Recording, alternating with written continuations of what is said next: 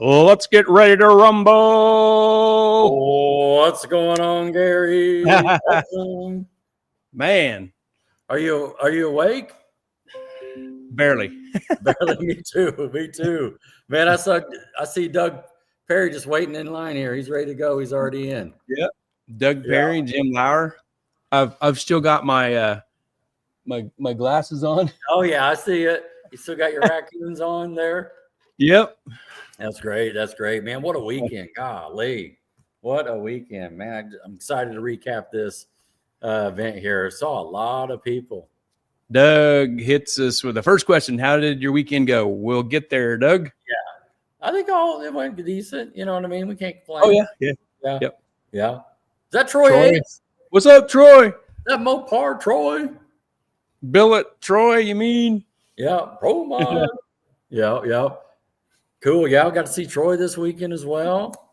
Man, we got to see like the big group of fellas. Brian Wise. We didn't get to see Brian Wise, but that was about the only ones missing. But Jim says he's got glasses like that too, like my. Yeah. You got these glasses going. There you go. No, that's good stuff. What's up, Mustang boy? I keep forgetting to grab that. Mustang boys. Lewis Martin Jr. Hey, Lewis Martin Jr. What's up? What's up, Lewis? Good seeing you guys. We'll have to talk about a little pancake feed. We got a cool, I'm sure you probably saw it, but a cool picture that they posted up. Oh, yeah. I snagged that. Little local legend there. Check out Mr. Harper. No one is as red as me. I did. Yeah. And he had a big Mafia hat on too, and he still was redded out. And nobody worked harder than him and the track crew either. Oh, you ain't lying, man.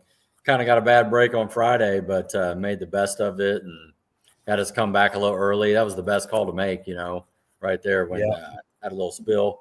Friday night, worked on it. It's like, hey, timeout. Let's bring it all. Let's do this again on Saturday. And it just made the whole Saturday great. There was no issues they couldn't overcome on Saturday, and it went so smooth. It was windy and cold Friday, and Saturday couldn't have been better. Yeah. I mean, I think they were done at like 12:20 or something. I mean, 11:30. Yeah. I mean, it was done. And I think our like the limited class stuff, I think it was like finals and stuff was done 11-ish maybe. Yeah. And then they had some finishing up to do on the rest of the stuff. And, by like midnight, I think it was wrapped up. Yeah. It clicked up really nice. Yeah. Hi, Barry Peter. Evening, guys, he says. Oh, there you go. Harper, 11:35. There you go. Man, well ran. Man. Well done. That was a great event. Here's Lewis Martin Jr. says, our first time to Mad, and we loved the vibe there. Heard the same all through the pits. Cool. Nice. Great feedback, Lewis. Heck yeah. Yeah, there was probably a handful of first-timers that came to Mid America Dragway for this race. Yeah. I bet. Yeah. Oh, yeah. There was a ton that came from the east. Eric Foster, was that his last name? From Centerville? Yes. Is that Eric Foster, right? Right. Yeah. He came and talked to us, his first time. Yeah. He was part of the operation at Centerville. Yep. Chatted with him for a while. Yeah. Yes. He came over Friday night, and, man, we cut it up for 20, 30 minutes just talking about stuff in Centerville. Yeah. It was a great conversation. Loves the show and appreciates everything. And this little series, man, I'm just hooked. I mean, it's deep in, it's hooked in, you know what I mean? And it's all you think about. And it's just like, yeah, man, that's just, and when he came over, it kind of just gives you, we're in a good spot here. This is just working out. And so, yeah, a lot of good things to say. Just meet new people, man. That's what it's about. Everybody's got a good attitude, Yeah. Everybody is not getting all upset about stuff. I mean, maybe some of that's the weather. Maybe. The good weather was great. It's, it's going to be 110 out now. On Saturday, I was looking, especially I think we did the national anthem. And then later on, that flag was barely moving. And in Kansas, that's a big deal, And I'm glad that Harper was able to call Maybauer to get those windmills turned off. Yes. And so that helped a bunch with that. So they got that tuned down, and the wind was good. Are they on Bluetooth? You can just Bluetooth them. That's what he said. Yeah. That's what he said. Yeah. Bluetooth and windmills. Yeah. Brian Snyder says he raced in limited here. He says, agreed. Talking to Martin Lewis here. The place has a vibe. Was a long haul, but was a cool place for sure. Yeah, definitely. We appreciate it. Is Wes? Is this Wes or Kim? Oh, yeah, this is Wes. We know it's Wes. Wes. This year, he's so smiling. Look at him. This year was much better than the humidity and 4,000-foot DA last year. Absolutely. You remember that? Yeah, that's normal weather, though. That's normal. What would you see? 15, 1,600? Yeah. We looked a few times. It was 1,800 a little bit, and I think it crawled down to 15 or so, 16. Mm-hmm. Yeah, not terrible at all. No, those engines can't complain. That. No, can't complain. Yeah, that was real good. Yeah. Great weather. Yeah. Let's see. Zach West wants to know who went $3.99. Who went $3.99? The question tonight. Who went $3.99? $3.99. Survey says. Nope. Not this time. Not this time. No $3.99. Saturday night the track was probably good enough for it. Yeah, no, the track was good. What did I know there was a guy there pulling the number. Did you hear what it was there? Yeah, it was I think this guy was with Ray Parsons, and he had the track deal. It was 250, and that was that was in the middle of the afternoon. Sun was still out. No idea what it was when the sun went down, but it was a different track. Oh yeah. It was difficult to walk on. Yeah, Devin Brown calls me right lane Rod, and so it and I'm not. Oh man, Harper's throwing some numbers out there. There he goes. 425. Right on. That's it. Yep. And with the chip draw deal, let me back up. When you do your little qualifier or testers or however you want to do it, because chip draw, you got two shots, and a wise person would probably grab one on each lane just to fill it out, and that sort of thing. Most do, I think. I think key is the wise person. But when you draw that chip, it's L or R. So it don't matter. You know what I mean? You got to go where it sets. And so it ain't like you're, get lane choice or something because you're the, the faster from the previous round or something. And in E1, when racing Ray, I was in the right. You know? And then on E2, racing Kate, right, from Nebraska. Yeah, I forget her name. I was trying to think of her name all day. She drove all the way from I-29, Nebraska. Lincoln, Nebraska. Yeah. She loves this series. She was in Centerville. She's got that little S10 with the LS. Yep. Anyway, I'm here to tell you that left lane was on fire. I mean, I might have changed my name. You know what I mean? To left lane. I mean, can't see the tree as well, obviously, because she tattooed me on the light. But yeah, that. There she is.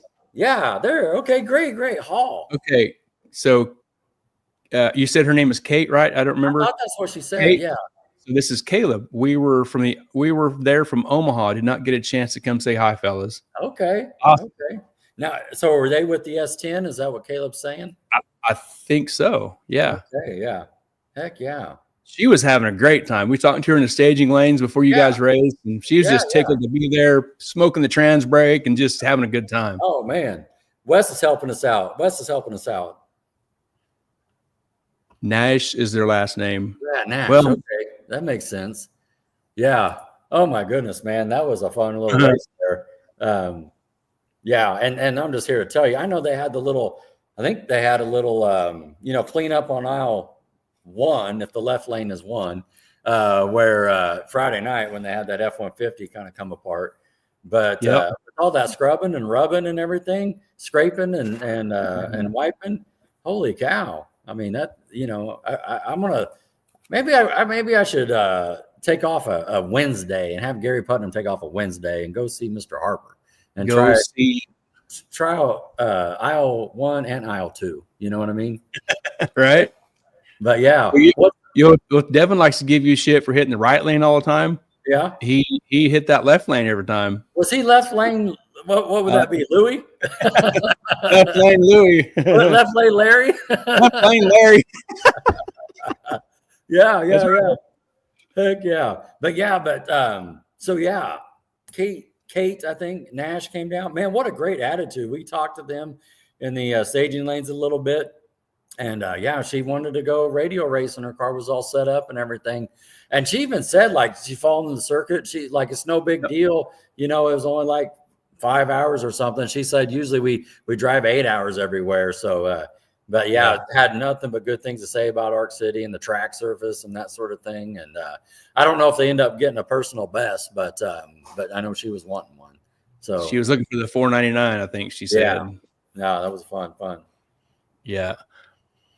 Yeah, look at Troy, man. He's giving it to me. He came back after that race, and he's shining his phone in there in my car. We're over here getting stuff ready. He's shining the phone in there. I go, "What's up, bud?" Well, I just see if you had a pillow or a blanket or. Oh, is that what he was doing? Yeah, I was like, "Oh, I was sleeping. I ain't used to that left lane. I got to look over to the right, and I was looking to the left like normal, and I didn't see a tree at all. I'm like, "Where's the tree?" I'm like, "Oh, it's over here. It's on this side. It's over here." Yeah, and by that time it was, the balls were lit, so I was late. I was more than late, whatever late, late is like whatever the next one is later. You was in a different time zone. Yes, definitely. Yeah, tattooed me. Yeah. Troy says wasn't sure if the Hans device was too tight and couldn't look to the right or the pillow got in Rodney's place. Yeah, I can't even. Are you waving at me? I got a bugging here. Bugging around here. Don't suck it down there. I'm here to tell you, I can't even make an excuse that the rear view mirror was in the way.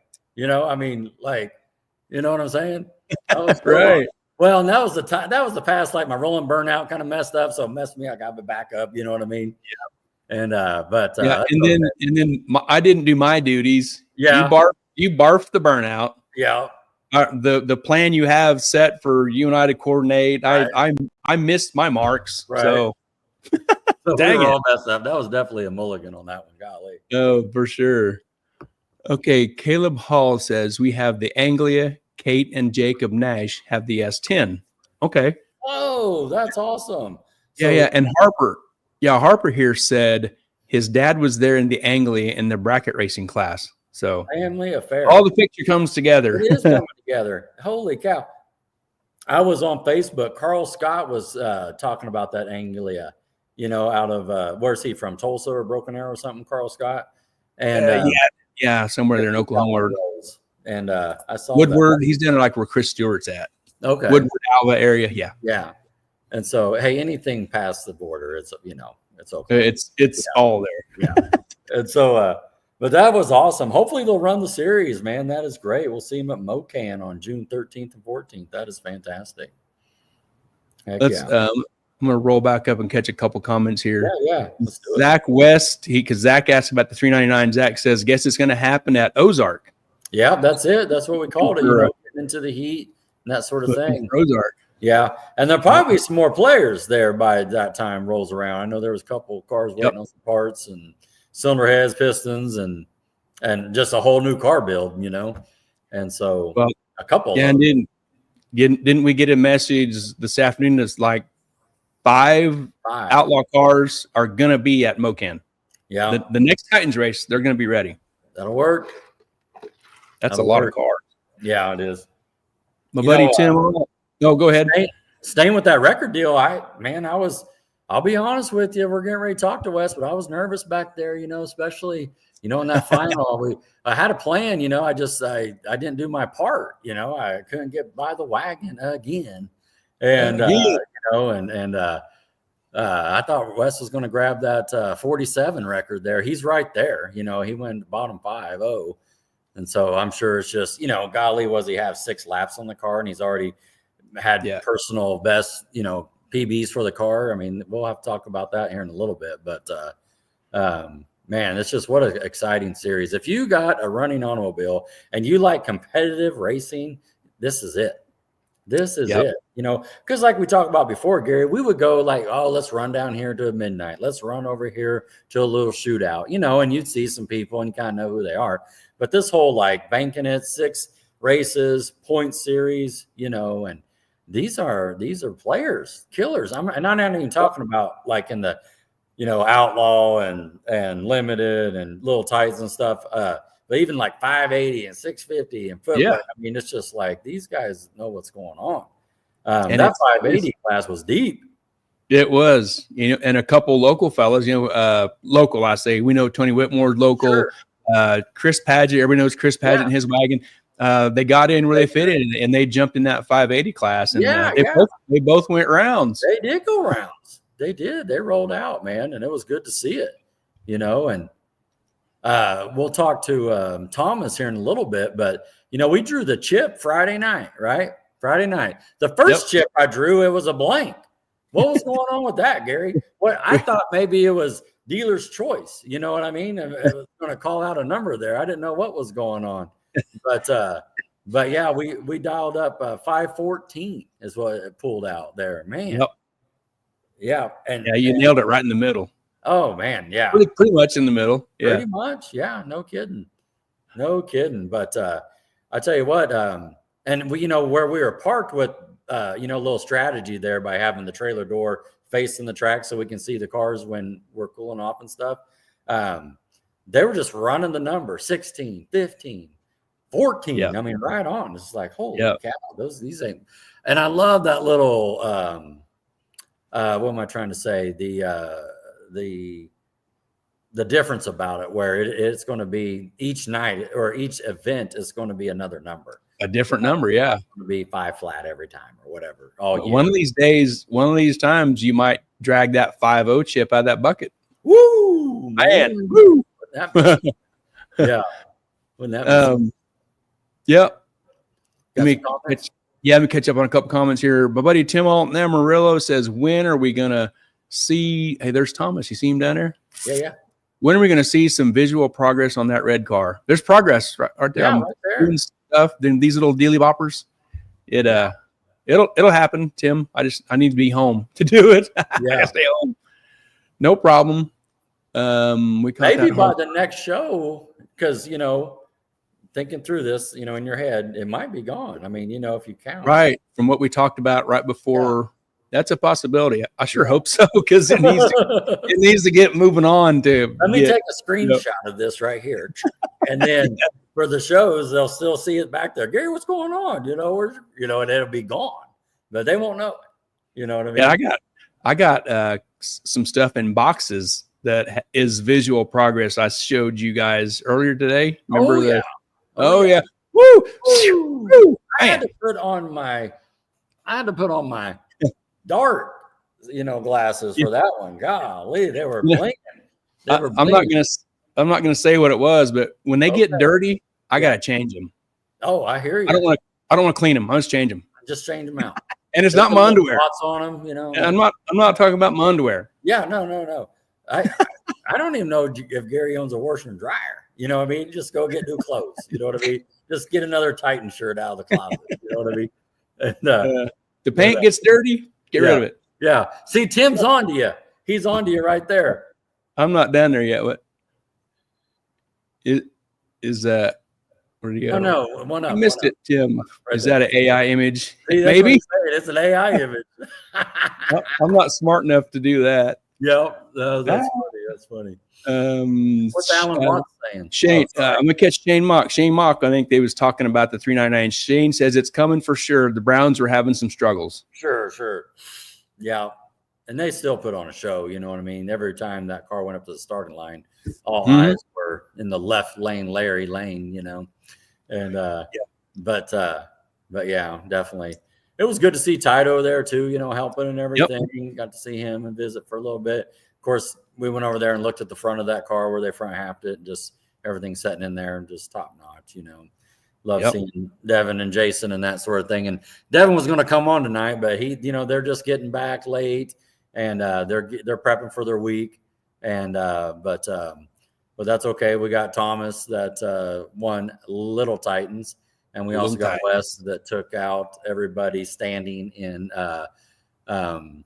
limited 275 versus OL 8.5. So the 8.5 got it this time. The 235 radial took all the 275s and sent back. And so it's did you see Troy here? Troy says would not count out Thunder Valley or Tulsa. Talking about the 399, right? Oh, really? I would 100% count out Thunder Valley. Just scratch that right off that list. Just a black marker. Zero. From what we hear from our Oklahoma friends, that's all I'm basing that off of. Yeah. Maybe Josh Gill could ask. He's on. Josh, you think they'll be at 399? I think Josh would agree. On August 8th and 9th, when it'll be 100. The air temperature will be 155. The track temperature will be like 380. 155,000 degrees. Yeah. The DA will be 5,000. So yes. Caleb Hall says we had a blast. We'll be in Mocan. That's the next Titans race. We appreciate your podcast, guys. We love running Titans. Awesome. Al is great. Thanks, Caleb. Heck yeah. Man, let's take a note of that family too, Gary, and the off season, when it's winter time. Let's reach out to them and get to know their family a little bit better and bring them in. Right on. Yeah. Yep. Caleb Hall. Yeah. Alan Watts says, can't wait for Mocan, guys. Thanks for giving us a series to racing. You guys are much appreciated. To the Titans family. Oh, yeah. Alan, Larry. And I know they're on. I can see Larry made a post there. I see. Oh, we'll get down here to Josh. Oh, yeah. Just a little bit. Josh Gill says cars, ? I imagine that means car count. Would we get, we heard 74. Is that right? 74. Yeah. 74 made it in. So. Doug's on. Yeah. Doug's figures you out. Yeah. Yeah. And to compare it to Centerville, they were in the low 80s, so you're just talking a handful of difference there. And just to be honest with you, talking to the Harpers, the little track north of town had their points race. So I'm sure it grabbed some cars too. You know what I mean? It is what it is. But yeah. Larry Hunt says, great job, Mad Crew. They did awesome. And it was good seeing Chris Maybrier as well. And I got to give Chris Maybrier a big old hug. Did you? Shut up. No. I did. Oh, yeah. Him. Sure that did. Pisses me off. You drove right by him out of the water box. If I knew he was there, I would have got out of the car. You know what I mean? Daggone it. Do. I'm going to go make him buy lunch this week just for that. He's buying me lunch on Tuesday. Oh, man. I'm texting him here in a minute. This is crazy. That is so awesome. He was on the property, man. I'm sure he had a great time, and just that whole facility, just to brag on Chris and Harper for a minute, we've been there, right? We've been there since the beginning of this deal. And just to see all this new equipment that keeps showing up with this freaking Zamboni scrubber. Did you see they had that NASCAR style blower that blows, behind the tractor and everything? It's just incredible. I'm just so happy that's rolling in here. Yeah. And Mr. Harper with us on the side, he's like, hey, make it a point to call out Chris Maybrier and say, dude, thanks for everything he does for our racetrack. Yes. And he also said, thanks for letting him spend the money that he does to give us a great racetrack. Oh, yeah. So, Chris, thanks a lot, Chris. Absolutely. And their latest tool in the tool chest was that diamond plate grinder. Track was smooth as all get out. Yeah. Yeah. Pull up Scott Linker there. I know we're behind on comments, but it's September 5th and 6th. Melissa's correct. Yep. Yeah. You got time to get your parts, Scott. Yeah. Get them going. Yeah. Hell, you never know. Here might be a streetcar takeover next weekend. You never know. He might be. Yeah, but okay. Yeah. Here's Josh's answer on Thunder Valley going 399. All the money. I'd bet all the money. You say a little bit. No. And all of it, Yeah. Yeah. And he also says change cars when they get dirty. Yeah. See, he lives like you. You know, that's the way you guys are together there. You know what I mean? I don't like washing it. Nah. Yeah, heck no. Heck no. Yeah. That's awesome. He says we're close. Okay, I can't wait to see it. Good. Heck yeah, it's going to be awesome. Going to be awesome. Man, the comments were coming quick here. I'm just going to look up here and make sure we didn't miss any. There was coming real fast there. They're fired up. Yeah, that's right. I think we're good. I think we're in pretty good shape. Yeah. Well, you ready to kick it off, my man? Yep. We snatch up one of these fellas, Mr. Thomas. Oh no, we have some pictures there. Yeah. Yep. Little not quite into the what's this? Mr. Harper. Mr. Harper says September 27th at Mad. If we get some good weather for I think he means a 399. He says 3.0. 3 flat. That's what I'm hearing. 3. That's a world record. We got some rocket ships here. I think the 9's next to the 0 on the little computer there. September 27th. Yeah, that's late September. That is.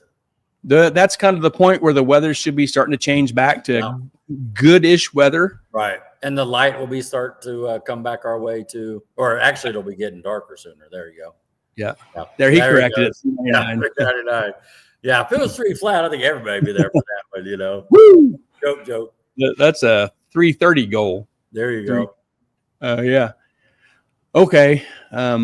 We got just a few things to roll here real quick. What are we doing next week? Next week. Boom. Ba-boom. Flying H. May 10th. Streetcar Takeover. Yep. May 8th through the 10th. Flying H Dragway. It's going to be, we're going to leave Friday morning, right? Roll down there. Yes. Have, what's that? Are you okay? I don't know what she's talking about here. You asked what we were doing next weekend. I said I'll probably be mowing the yard. You might have mowed twice by then, maybe. You might have mowed twice by then. It's going to rain in a week. We got to make sure we get back early enough on Sunday. It's Mother's Day. Don't forget that too, everybody out there. Next weekend. Every day is Mother's Day. Come on. We don't do that. Every day. Every day is Mother's Day. There you are. How many kids she have? She's got 4, right? Okay, let's go. You got Gary, you got Kennedy, Casey, and you got Bear. There's 4 kids right there. Yep. Bear boy. Yes, this is gonna be a good time. Yard, clean out the gutters. Yeah. So we got 2 shootouts to go for. You gonna enter both of these? I guess we're on the property. Be fun. Might as well. Yeah. Now it's gonna be a good time. We just you got to register online, so we'll get that done this week. We got our hotel set up. I know there's going to be some other players there, but we plan on going there and getting back. Hey, what time we get back? Like 8 a.m. for Mother's Day. Oh, I don't know, man. You might have to go by yourself. Maybe you get up that early. We'd be like West Choate and just drive all night. You know what I mean? Leave around whenever the race is over at 12:30, and then get back in town at 4. You know what I mean? Yeah. Oh, that's funny. Chris Paget. Hey guys. Hey Chris. Man, Tim Alt says, "Damn, Gary, she's still doing the yard work." Tim, she loves doing the yard work. Man, yard work, inside, outside. What do you need done? Need your deck done? Windows. Show it to them. Yeah. When you got people calling luxury lawn care and say, "I want the Tiffany Putnam special."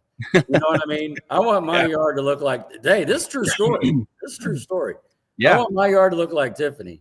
That's saying something. You know what I mean? Like, oh yeah, the number 1. Is that what you need? Okay, yeah. This, you want to put a deposit down? Yeah. And Maya, she knows who she's talking about. Yeah. It's just freshly mowed, just a couple hours. Freshly mowed. I want to see some photos. You better have that stripe kit on there too.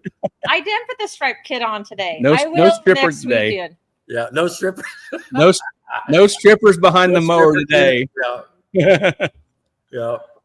That's great. What's up, Steve Baker? Hi, Steve's in. There's Steve. Hello, Steve.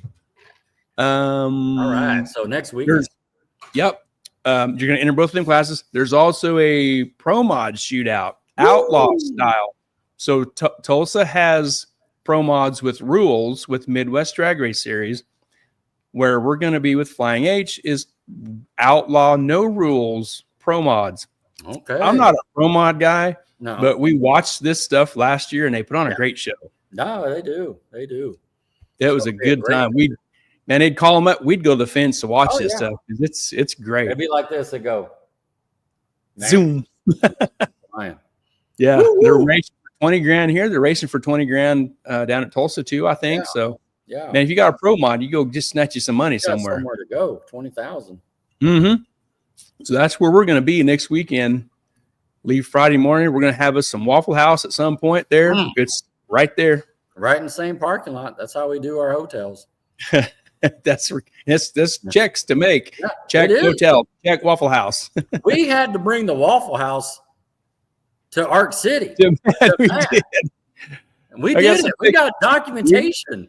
We got pictures. We do.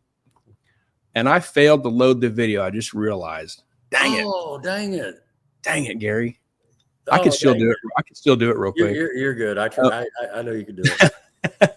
Oh, you know what? The video won't work because the rookie running the video. Did I do it wrong way? You did. You'd have to. You'd have to grab your monitor. You'd have to grab your monitor and do this. Oh man. So I don't feel so bad now. Oh yeah. He's new. Don't fire him. He's new.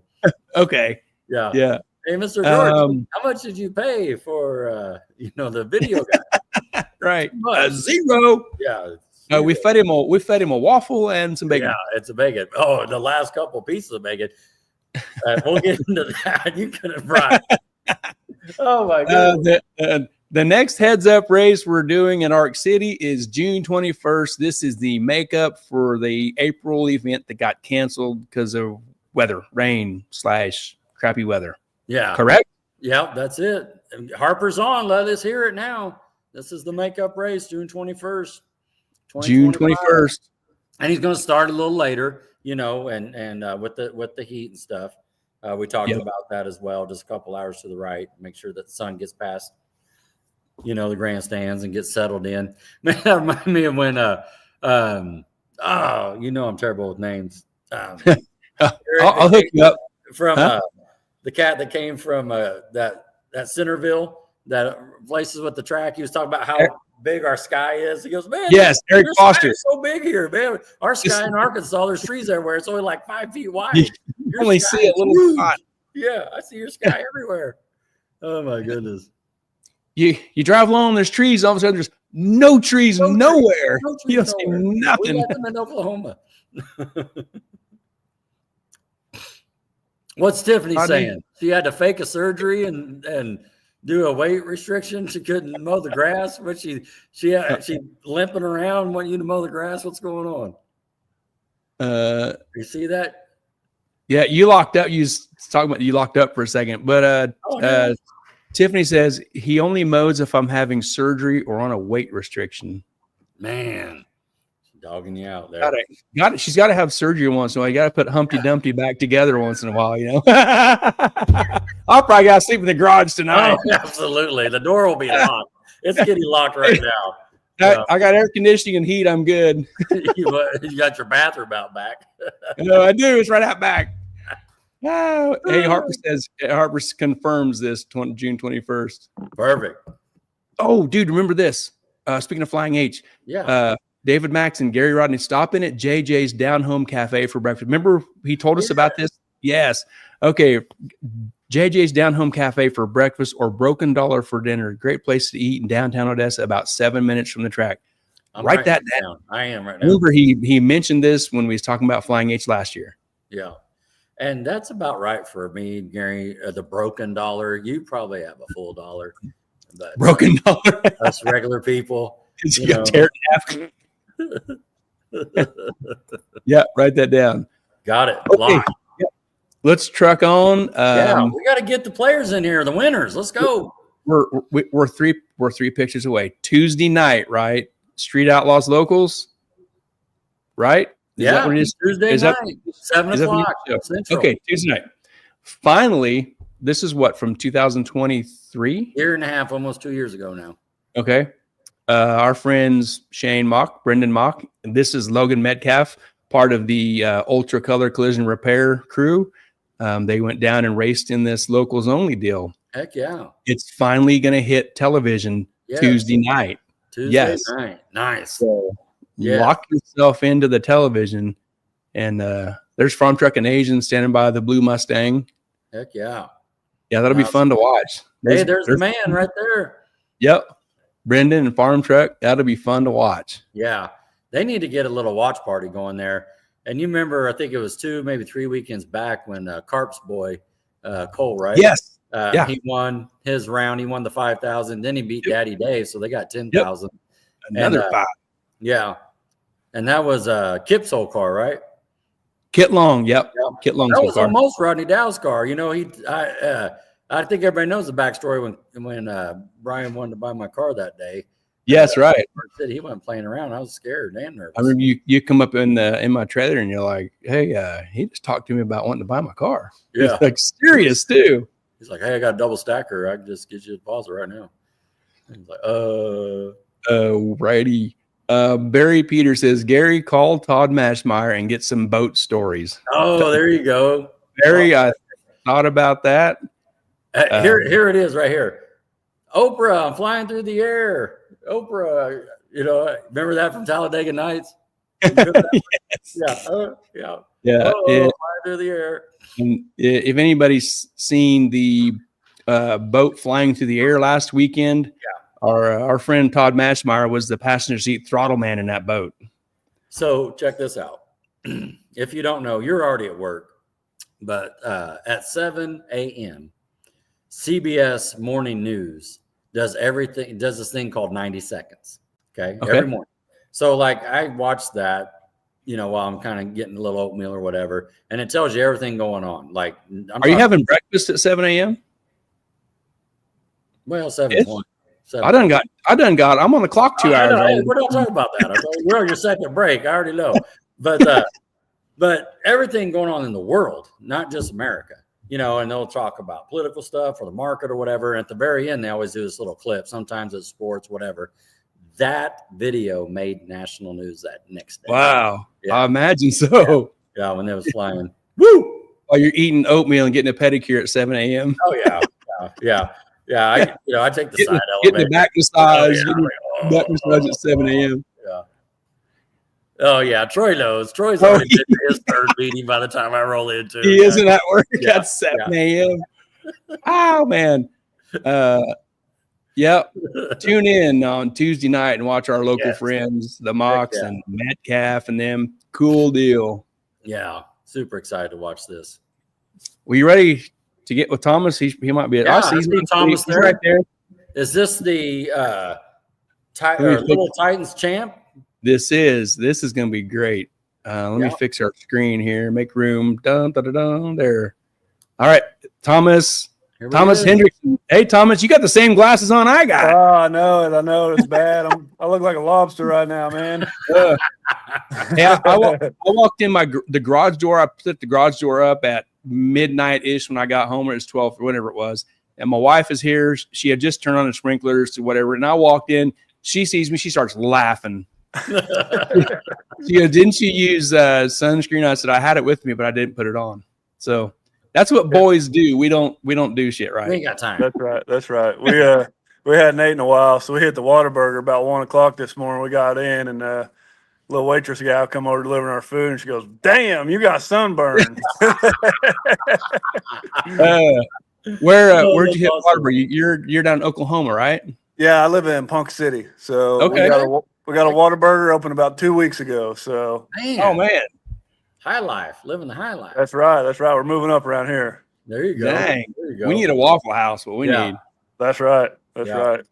Man, Thomas, I've been watching your car. I know you've been sneaking out there at Mad and running that thing out and stuff. And so cool to see you out there yesterday and just running the number. Golly. I appreciate it. Yeah. We just changed. We didn't know what it was going to do. You know, we just put a 430 gear in it, and we weren't real sure what was going to happen. So it had a 350, but I thought, hell, let's put a 430 in there. I'll try leaving in second and see what it does. Try to be a little more consistent. it worked out good for us. So Good. Well, did you watch the chip draw Friday night live? I did. I watched it live. I watched a little bit of it. Okay. What'd you think of the 14 number? Is that like what you like to see, or?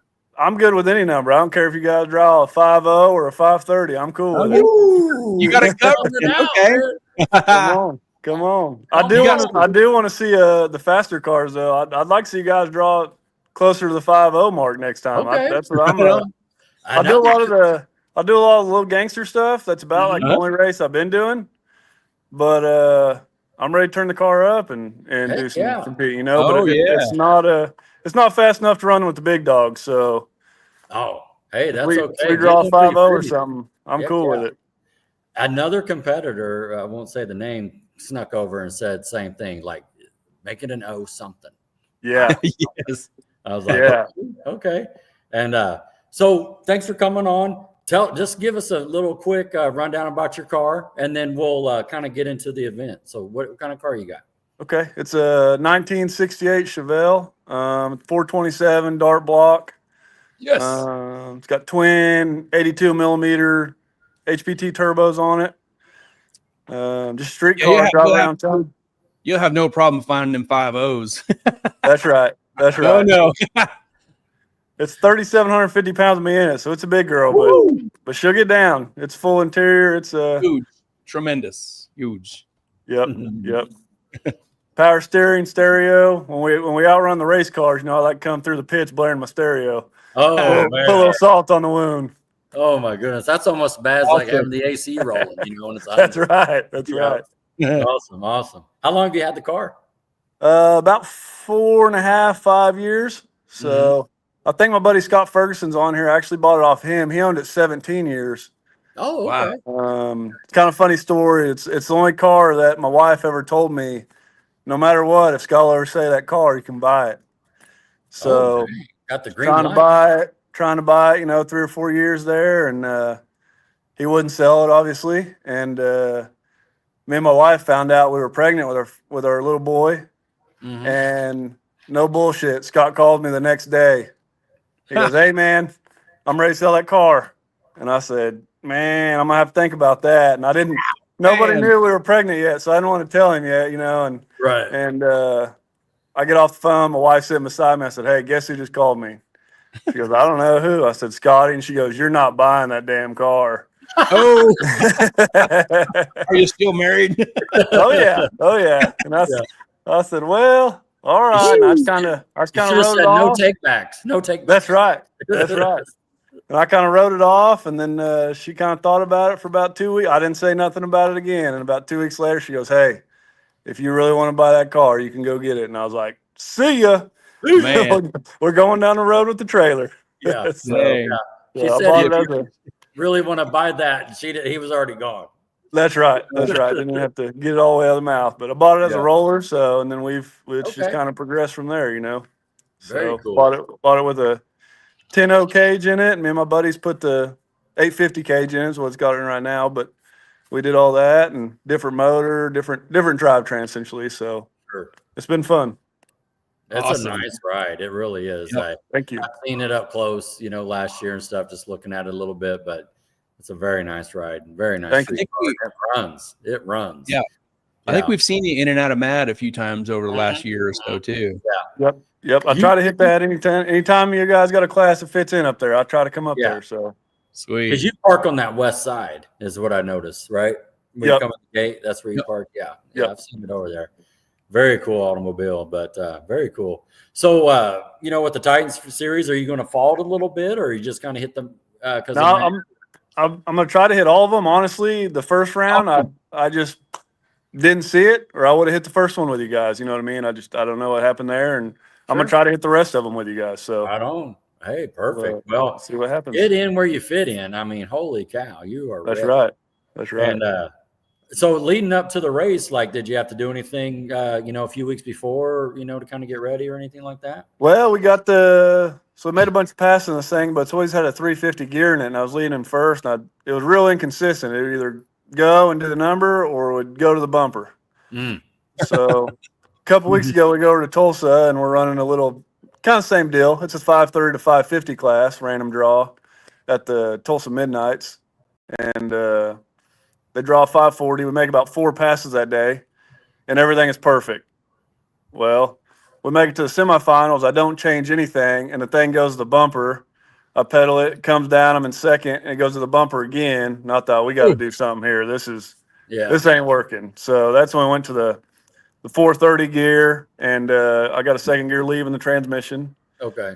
And but yeah, we didn't get that in there till Wednesday night. So I hadn't tested at all. I hadn't done none of that. But we got lucky because Friday we roll over there and right off trailer ran a 512. So when y'all drew a 514, I knew I was sitting pretty good. Yeah. You were feeling good, man. Yeah, it worked out great. But man, that was some drag racing we had. That first round, second round, that was the 2 best races I think I've ever had in my life. So well, talk to us through that. So who'd you get the first round? I'm not sure the guy's name. He had the silver Fox body.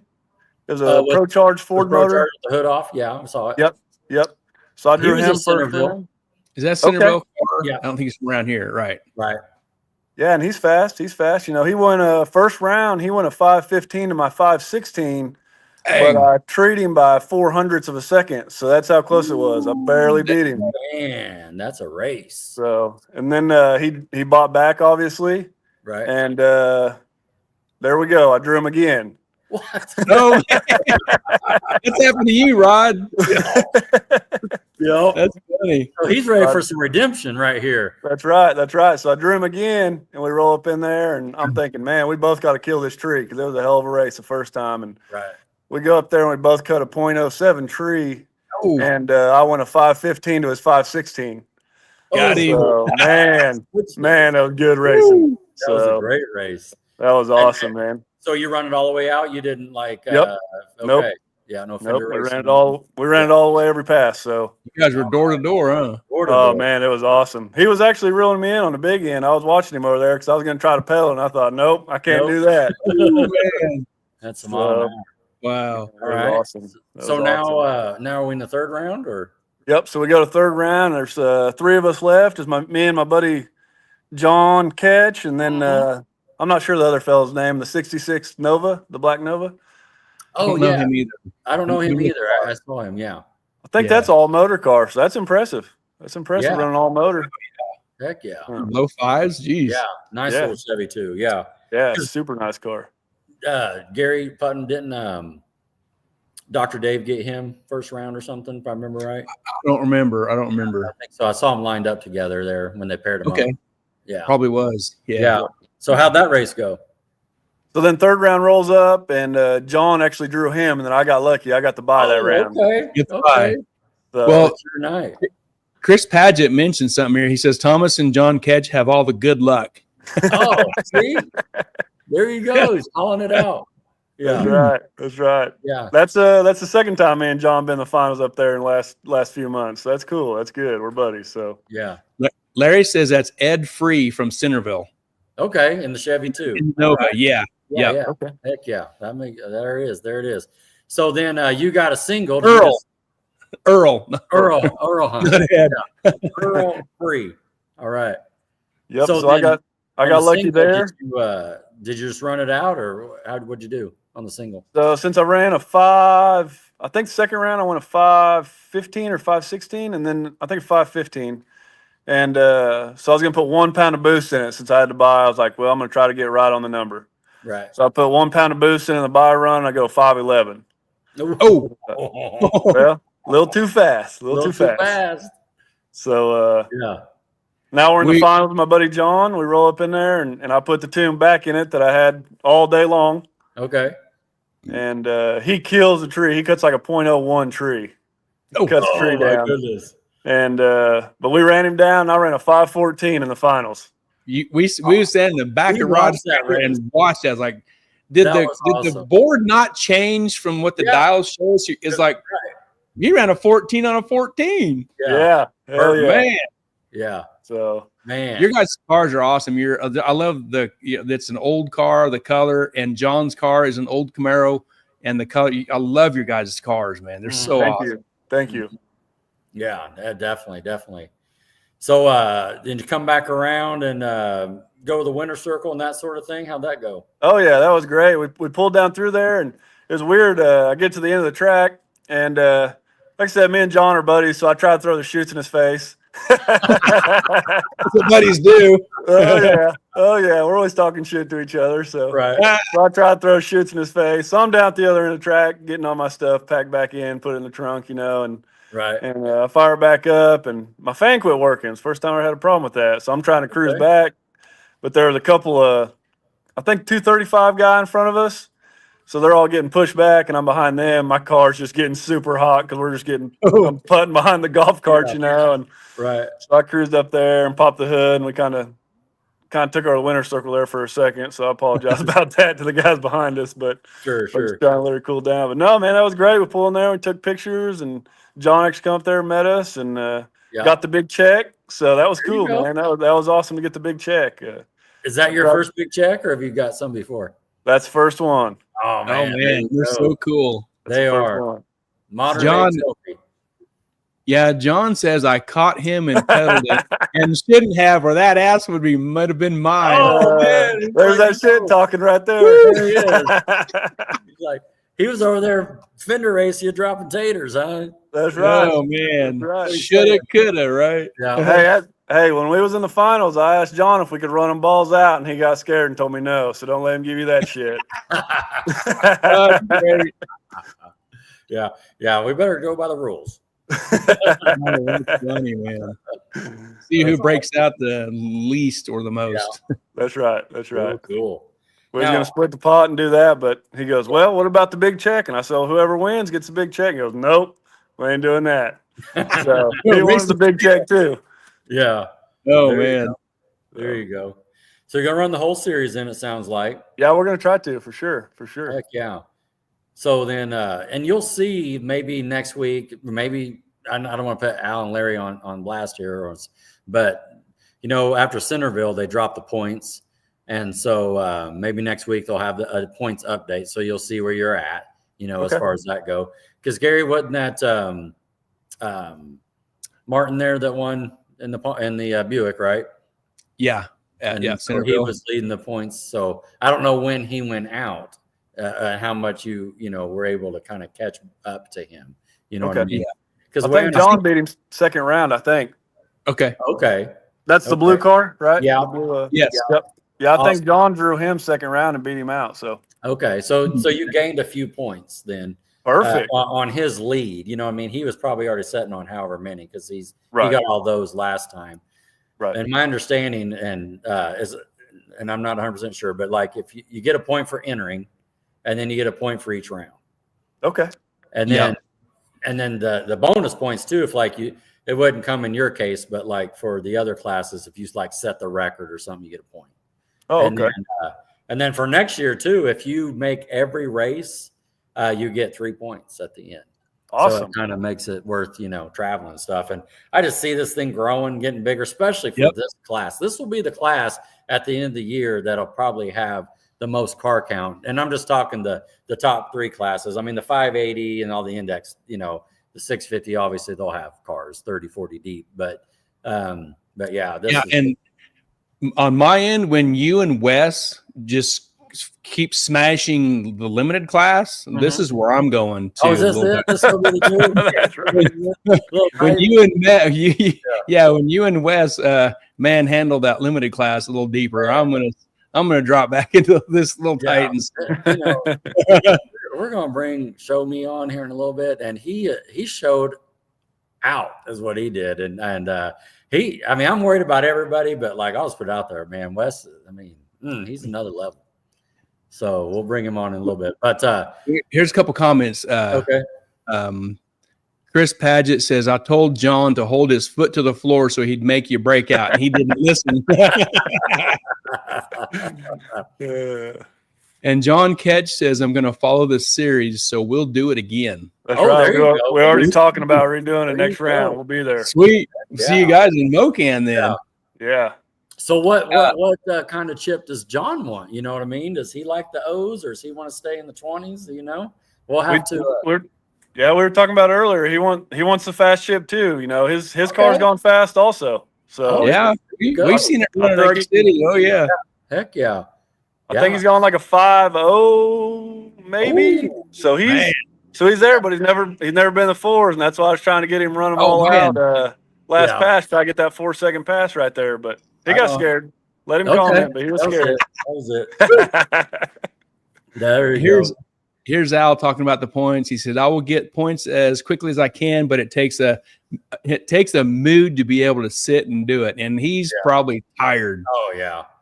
For a couple days, he'll be tired. Yeah, definitely. Yes. Here's John says 5'11" at 118.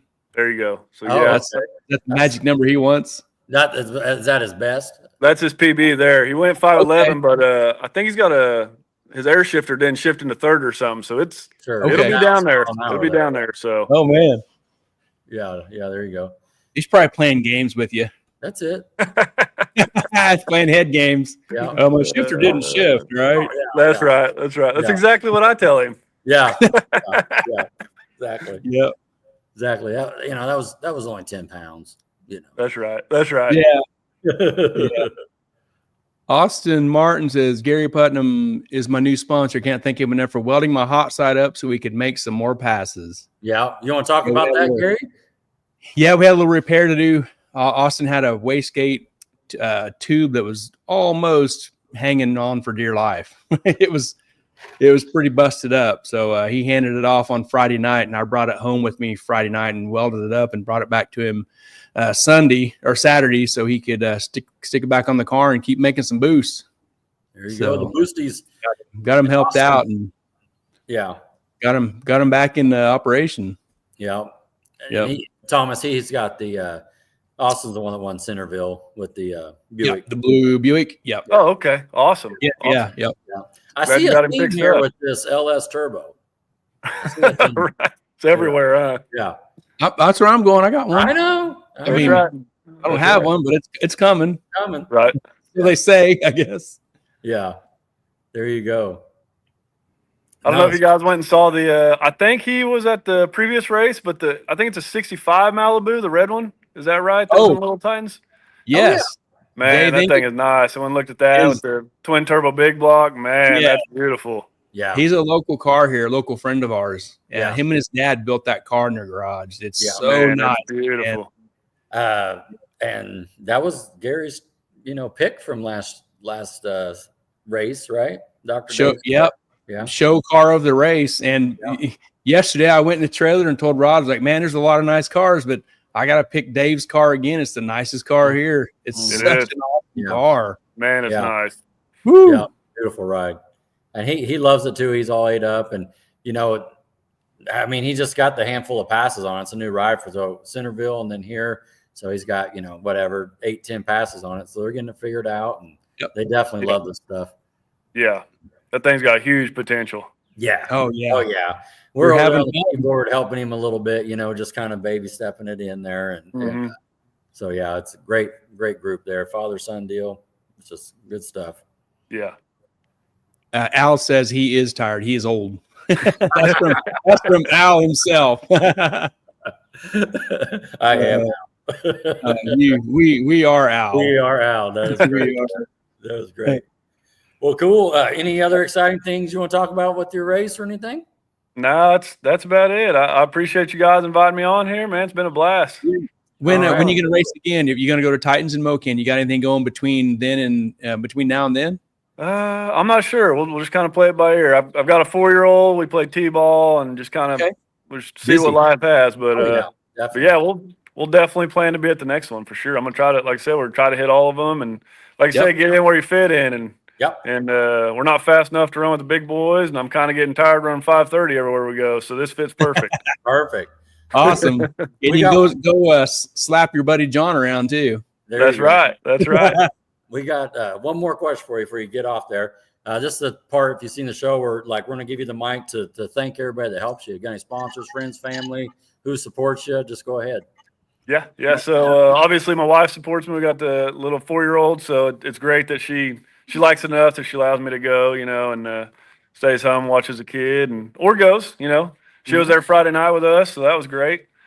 My buddy Scott Ferguson, he was over there helping us. The guy used to own the car. He helped me set the rear end up this week, so I appreciate that. And he's always there to bounce questions off of. When you got a rear end that you're going to go 150 mile an hour with, you don't want to just wing it. So I said, hey man, you come give me a hand with this. And great, man. He come over and helped me, so I appreciate that. And then last but not least, my dad, man, he's retired. He worked at the refinery here in Ponca for 37 years, and so he's retired now, enjoying life. And most of the time, it's just me and him. It's cool. But I can always count on him. I can call him on a Friday and say, hey, we're going to Dallas tomorrow to race, and he's down. So that's awesome. That's awesome. That's something you get to do with your dad. Most people don't get to do that. So nope. Yep. That's awesome.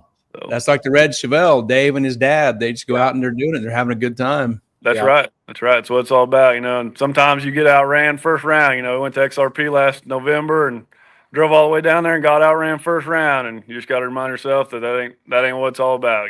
Yeah. About having a good time. So that's well said, and everybody here needs to hear that. Even myself. That's right. That's right. Hey, go ahead and throw that other comment back up there. Yeah. Did you catch Your buddy John says, I'll snatch that stash off of his face. Give me that. Hey, when you guys match up again, maybe you guys should lay down a bet. Like whoever loses has to. Does he have a mustache? Shave it off. Hey, we was trying. He's got a big old beard, and I said, "Hey, look, I'll run you. You have to shave your beard into a mustache." And he said, "That's fine, but you got to shave your eyebrows." And I didn't really feel like that was an even trade, so we didn't make that bet. Looking back, I wish I would have.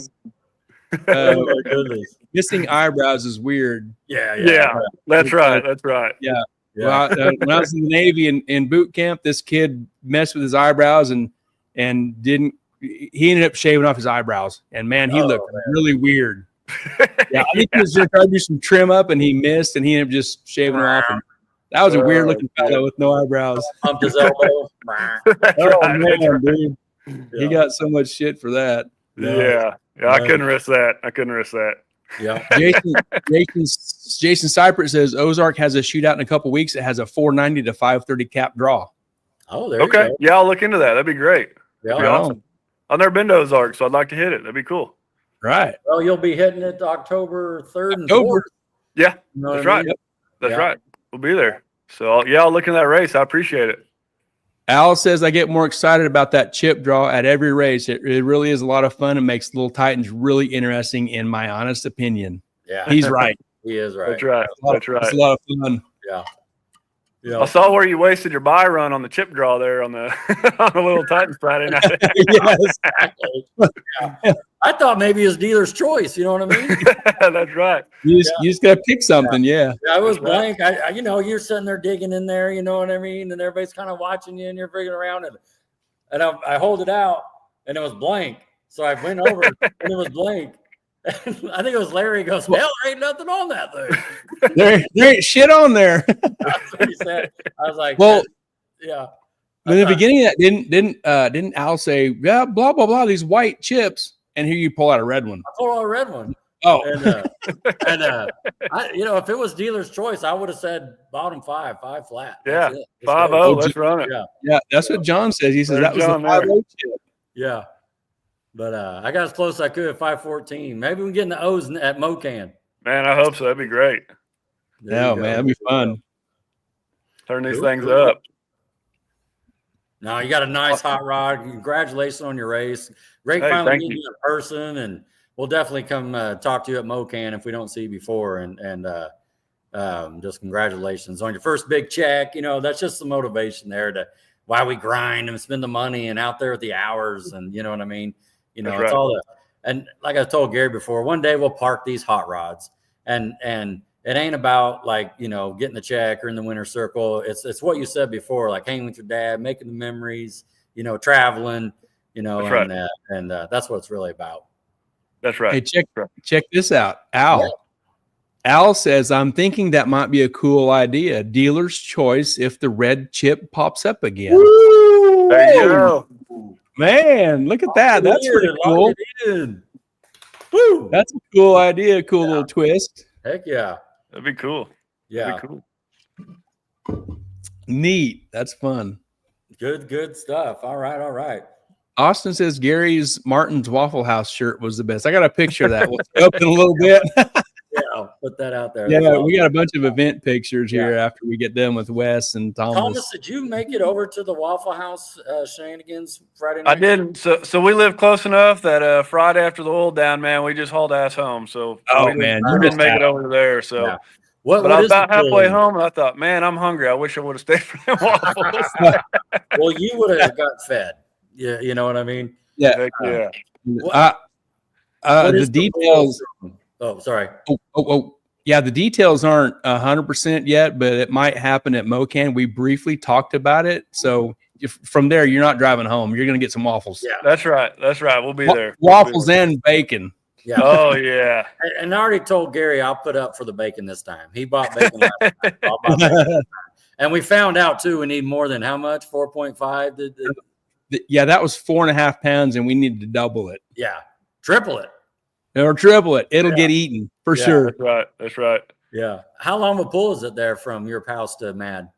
About 45 minutes, so it's not bad. Oh, that's the closest track to me. Other than that, it's we go to Tulsa or Thunder Valley is closest. But doesn't Jason Flowers live down there in Ponca somewhere? He lives about 5 miles west of me. Oh, right there.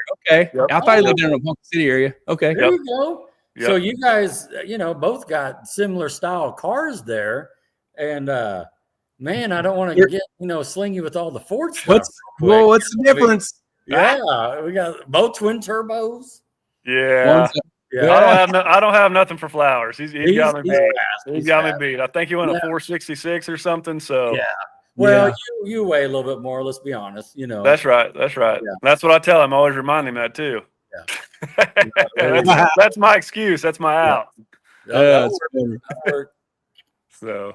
Yeah. Hey, Joseph Thomas giving you a shout out here. He says, "Congrats, Tom." Hey, thank you. I appreciate it. Heck yeah. I appreciate everything you guys do too, man. It was a blast, and the podcast thing, man, it's great. It's great. I've been on here watching it a couple times, so great. We all appreciate you guys doing it. Oh man, thanks for your support. Yeah. I mean, Gary and I talk about too. I see 45, roughly. We have 50 people, on here watching live, but by Tuesday, Wednesday night, 2,000 people have played it back, and I have to work all day, so I don't get to watch it during the day. So, it'll be in the earbud all day tomorrow. I'll just listen to it back, joking around. But that's right. Yeah. Zach West, and I think you told us, how fast has Thomas' car been?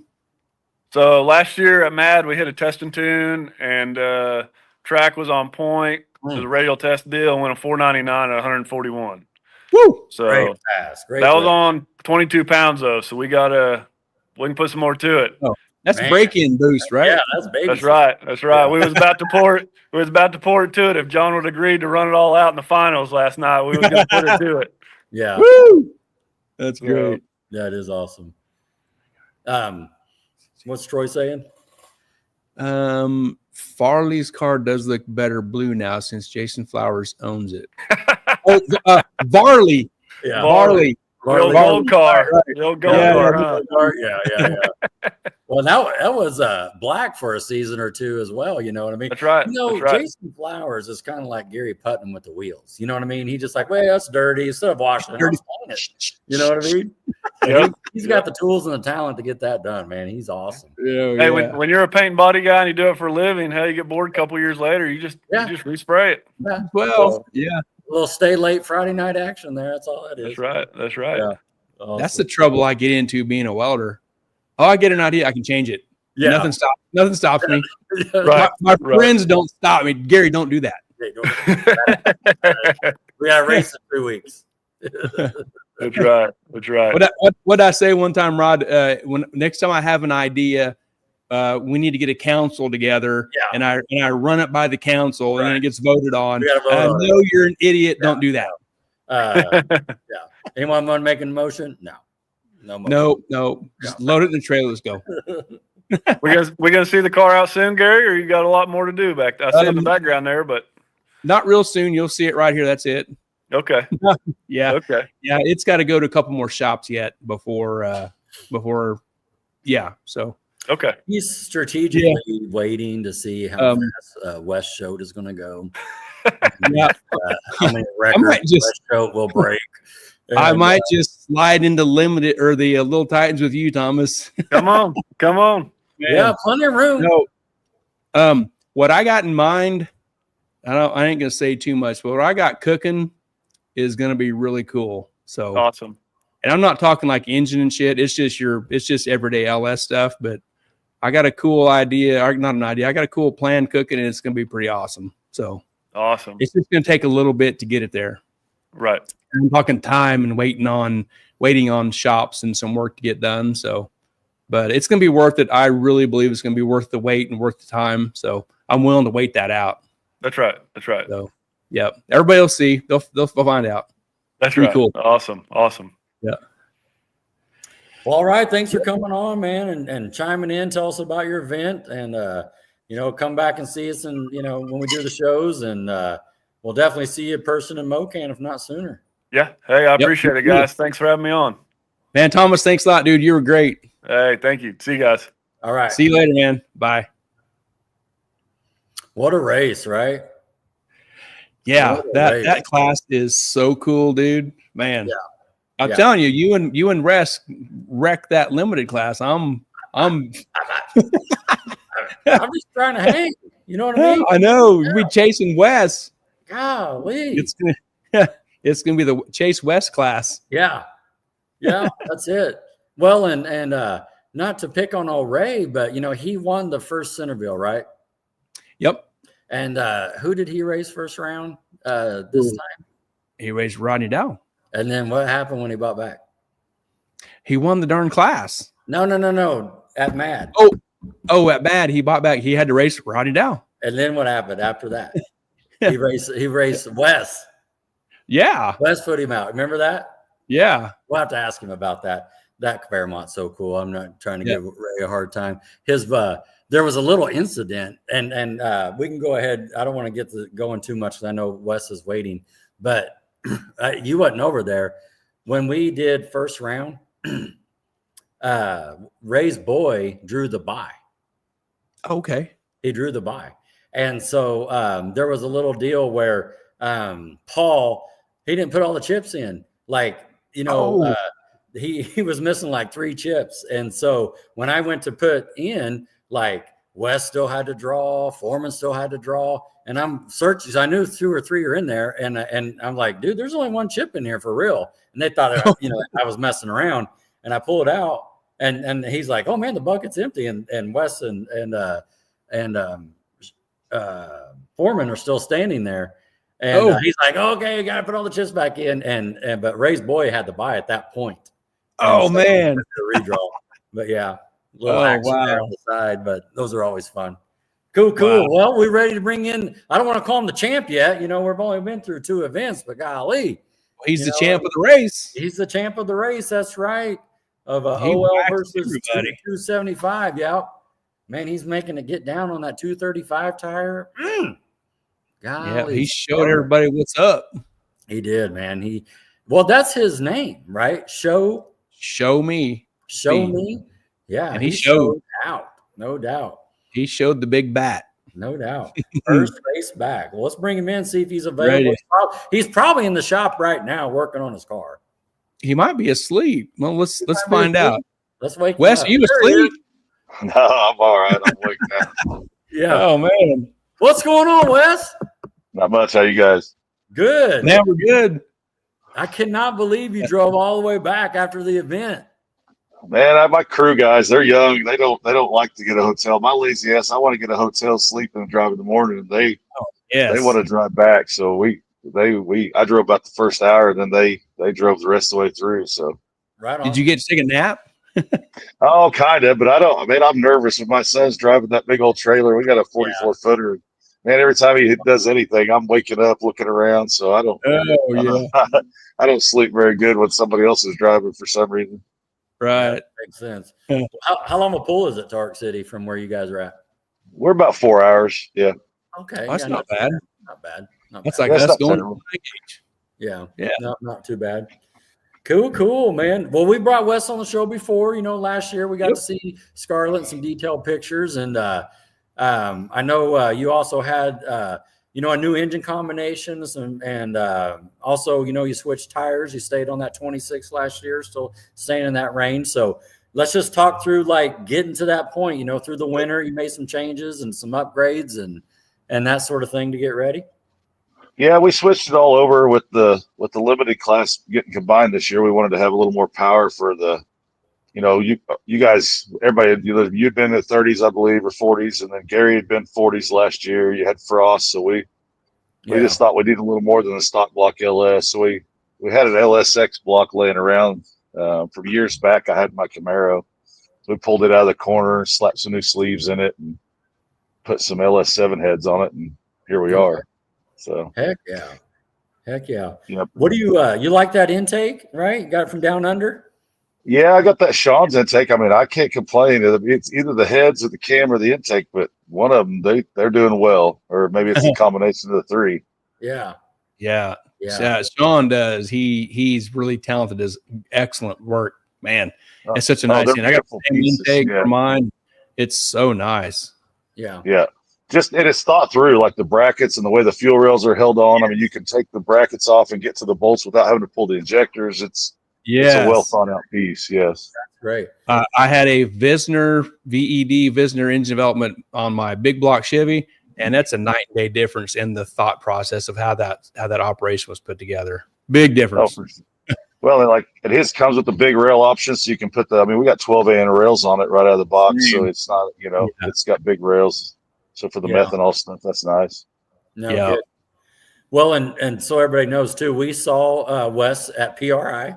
We got to visit for a little bit, hung out there in the aisle. And of course, you also had your friend, I can't think of his name, that's got a little limited car in the works. Oh, Joey Myers. Yep. He's got a Firehawk. It's coming together. It's an LS combination. We switched it to a F3 121. So it's a Pro Charge combination. Yeah. So it's a 427 deal. Great. Do you think he'll be out this season? Where should be dyno it this week? We're waiting on a Haltech wideband box for it, and it come in right before I left this weekend. So we should be able to dyno it possibly this week. So. Another car. Is he going to run on? Go ahead, Rod. Yeah, I'm just saying another car for the Titans. That's just awesome. Yeah. He plans to follow with us on the Titans stuff, I think, is the plan right now. He's going to kind of go where we go in terms of races. From what they've expressed to us anyway. Is he going to run on the 275 or the little tire like you? He hasn't told me yet. We scale on the car on the 275 to start, but he was kind of waiting to see what I did on the 235 first, I think. All right. He's kind of seeing what the tire was capable of and then make his decision on there. Because he's got steel doors and carbon doors for that car, so he was wanting to decide which way to go, I think. That's a good point. That's a good point. Yeah. That's a good point. You might have made his mind up for him last night. I don't know. Yeah, he hasn't said anything yet, so we'll see. I don't know. Yeah, that's great. So, just looking at Facebook stuff, we saw you had to get some new push rods and stuff right for the event. Yeah, we had this combination used to be a 427, and we had ran this solid roller, the Jessel rock lifters and rockers before, but we'd only turned the motor about 8,000, and we never had any issues. With the 388, obviously we turned it a little more RPM. We put a bigger head, 305 head on it, and it was we turned it at 9,500 when it peaked. 9,500 is where it peaked at. And so we're like, well, it was up there. So we advanced the timing and the cam, brought it back down a little bit, and it started burning push rod tips. So we kind of bum-fuzzled because we run that combination before, didn't have any oiling issues. We'd already had restrictors and everything. Okay. So we get on the phone with Jessel and everybody else on this Manton, and long story short, the extra RPM is really, that extra 1,000 is really hard on push rod tips, I guess, by the time the oil and the restricted oil and stuff's there. Sure. Wow. So we took it apart, slotted the lifters, put it back together, and it ended up kind of biting us. I mean, it fixed the problem, but then we come this way during the week. When we come this weekend, we had too much oil to the top end. We were filling the catch can, having to drain it every round. I mean, we were pulling 2 quarts out of the catch can and putting 2 quarts of fresh oil in it every round. So, there you go. We're just doing oil changes right there, Oh, man, the oil wasn't getting milky. I can promise you that. Yeah. What oil do you use? We're using VR1 right now, the 25. I usually run Schaefer's. We run it a lot, but I've had good luck with the VR1 as well. So, but right now we're running VR1. Okay. That's a good question. We like to break them in with the VR1. It seems to have a lot of zinc in it still compared to some of the other. And then we'll switch to Schaefer's here before long, more than likely, just because it seems to stay there better. Yeah. No, that's good stuff. Awesome. Good stuff. So you get it all together. You know you're going to make it. You make the pull over. Friday night. We kind of had the oil down, so you didn't get on, right? Right. Yeah. No, we were sweating that because we didn't have any passes and we didn't know what they were going to do. Tracks all handle it differently the next day. We didn't have any tests Friday night, and so we're like, oh man, what are we going to do on Saturday here? Yeah. So we were glad to see the extra test pass Saturday, just because we haven't even put the training in, other than to load it in the trailer. We haven't, and on the dyno we hadn't even drove it anywhere. Right. So yeah, we were ready to. We needed at least an A to B pass, Right. Yeah, and just to be honest with you, where we parked, we could see it. Beautiful, just a nice little A to B, $4.99, I think it was. I mean, just to just kind of shake it down there. I'm just like, easy. Damn. That was awesome. We got there. The guys, we messed around and left the battery on the night before and killed our lithium battery, and we couldn't get it to take a charge. So we had to throw I have an AGM 16 volt backup battery, but that thing's 50 pounds, and I had the SCAR scaled for a 7-pound battery. So we decided to just turn it way down and just make sure it went straight before we, got after anything. Right. No. Yeah, that'll work. So then, did you make 1 or 2 hits before so you made the 1 and then we had the 2 for like the Saturday, if you will, right? Right. Yeah. I got 3 test hits just like everybody else. I took 1 right before they did the first test hit. So I didn't take the official prepped first test hit because I had just ran right before it. We'd have time to cool down. So sure. And then we're kind of in the Saturday test hits and just playing with it a little bit, just kind of, Yeah, we just kept, that was super lazy. That converter with the newer heads, the motor doesn't have near the torque it had at down low. And so the converter was acting real funny, way tight. And so we started just up in the launch boost, up in the RPM, and trying to get after it more and more each pass. And every time we did, it was picking up. I mean, we put 5 pounds in it. Every time it's picking up 1/10.5. So we just kind of kept replicating that. Throughout the day, even throughout eliminations, that's really all we did was just kind of do the same thing and adjusting the chassis and the shocks as we went. Okay. No, that makes sense. Makes sense. So we go over to the chip draw, and I kind of told the story, before you got on there. I didn't mean to speak too soon, but, we had a little situation where we had to draw twice. And so who did you draw for E1? E1, I got the it's a new edge. He was with Jason Rank. I don't remember his name. We had a training fitting problem. We broke a fitting between T3 and E1, and I actually got a fitting for him. And then we go up there to draw, and I draw him. The guy just helped me out, and we ended up putting him out. We went I think I went a 64 against him. Okay. And he went in the 70s, if I'm not mistaken. Mm-hmm. It was an LS CID headed LS turbo setup. Yeah, that was the New Edge Mustang, the 2000 bar style. Yeah. Okay. Nice car, super nice car. They were just getting it. They hadn't run it yet. They were just getting it shook down as well. Okay. Well, they came to the right place. Enter a race, might as well, just like you did. Oh, for sure. Yeah. Absolutely. So you make it through there. Everything looks good. And who did we get in E2? E2, the spectacle with the chip draw. I ended up with Ray Parsons. Okay, that's what it was. So I was ribbing him about their buy, and then he goes, "Oh, we'll probably get you next round." And sure enough, he draws us the next after they had to redraw. And so he was, there's and Ray and I we talk all the time. Of course, he raced 8.5 with us years back. He was racing 8.5s when we raced 8.5s years ago. Okay, and so we've known each other for years. Yeah, but they're great. They're great guys down there. Yeah, and I was kind of worried because they had won that last race, and I'm like, man, I don't know, where we're at with them. Yeah, no kidding. He's got a shout out to you. See that, Gary Ray? Oh yeah, he says, "What's up, champ?" That's from Ray. Yeah. Well, he made a race now. The finish line was 0019.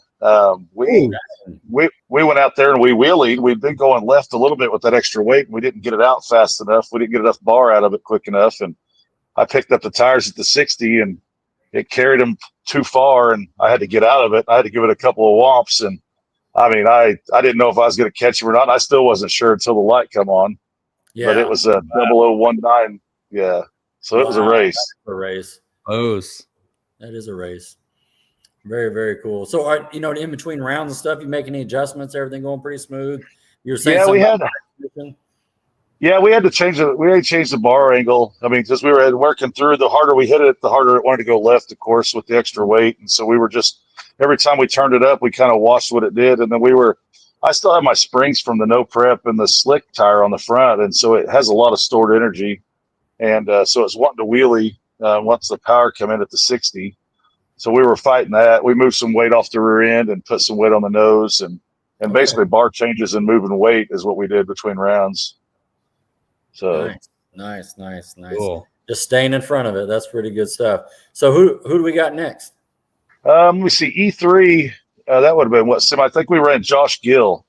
Yes. That green Fox. Yep.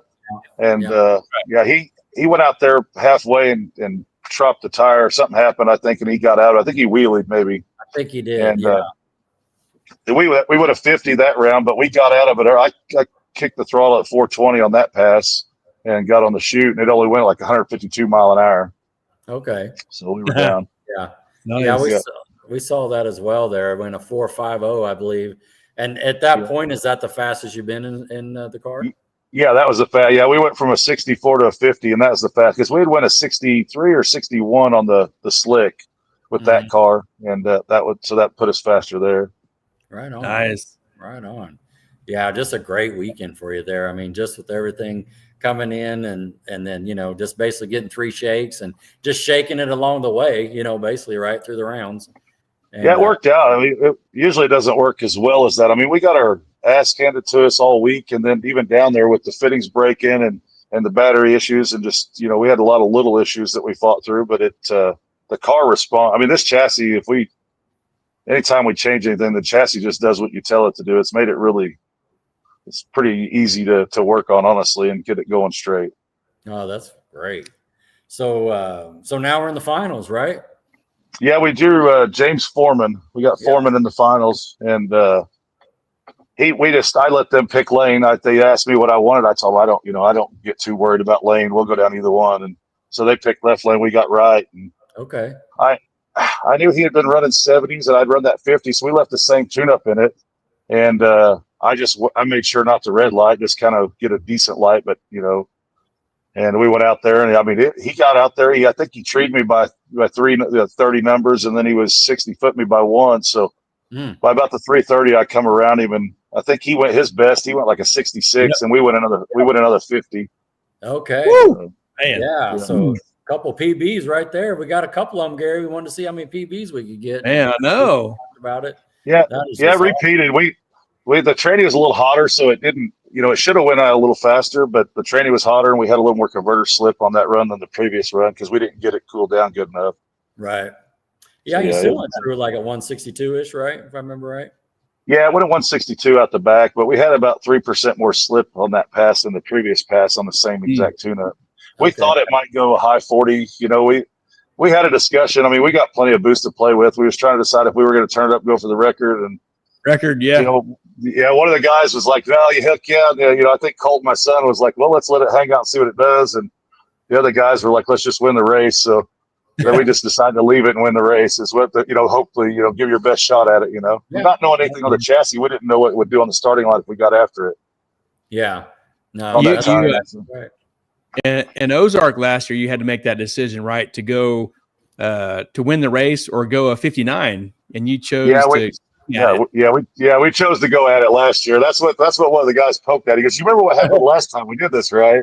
Right. So, I don't know. I mean, it's fun. We like to race. I mean, honestly, we're trying to go as fast as possible most all the time. So I don't, the winning's awesome. Don't get me wrong, but like my guys work hard, so I leave it up to them. I mean, they help me. I couldn't do any of this without them and all the work they put in. So if they say they want to go for it, I'm not hung up on winning. We'll go for it. Okay. So, right. Yep. That's awesome. That's good stuff.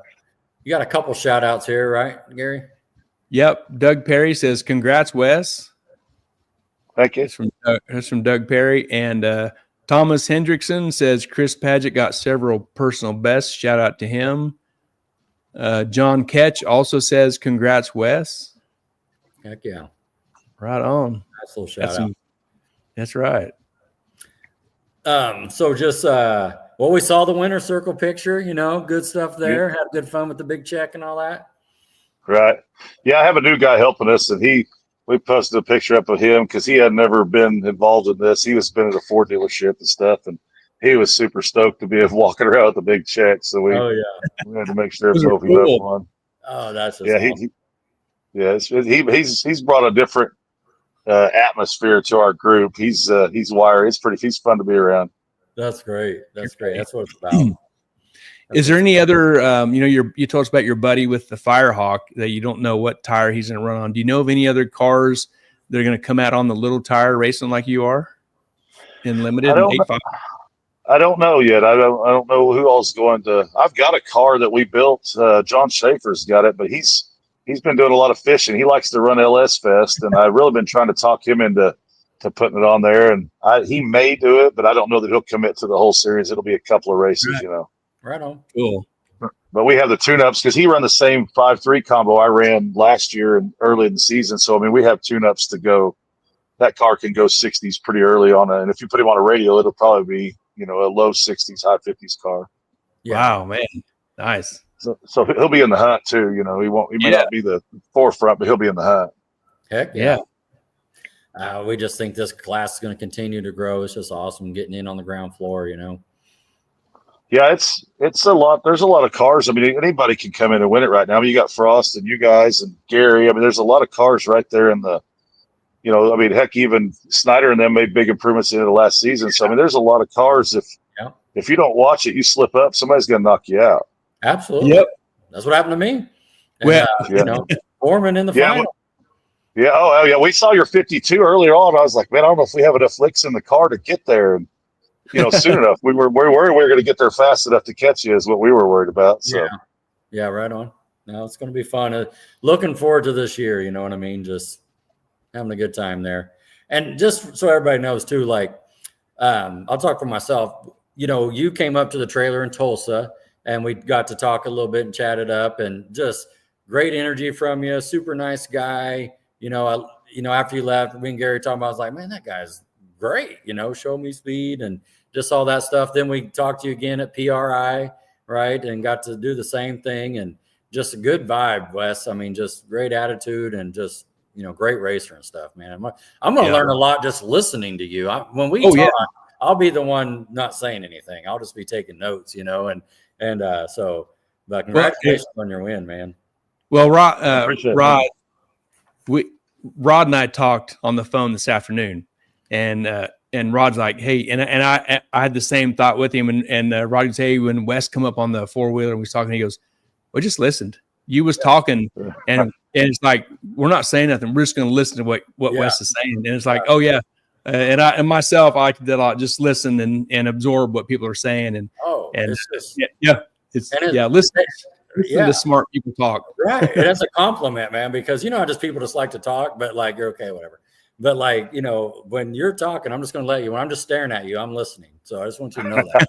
Yeah, I didn't. When we were talking about your Craig Centerline height and stuff. You guys weren't saying much. I was like, well, I guess I'll get out of here. I text Rodney this afternoon. I got it written in some notes. I'm like, hey, my big block centerline was a 14 or whatever, something like that. And you fired back something. Right. And I measured mine today too. It got us thinking, It wasn't 7, was it? It wasn't 7. No. You're like, what? I was like, no, it ain't 7 inches. Yeah. I'll have to get back with you. Yeah. But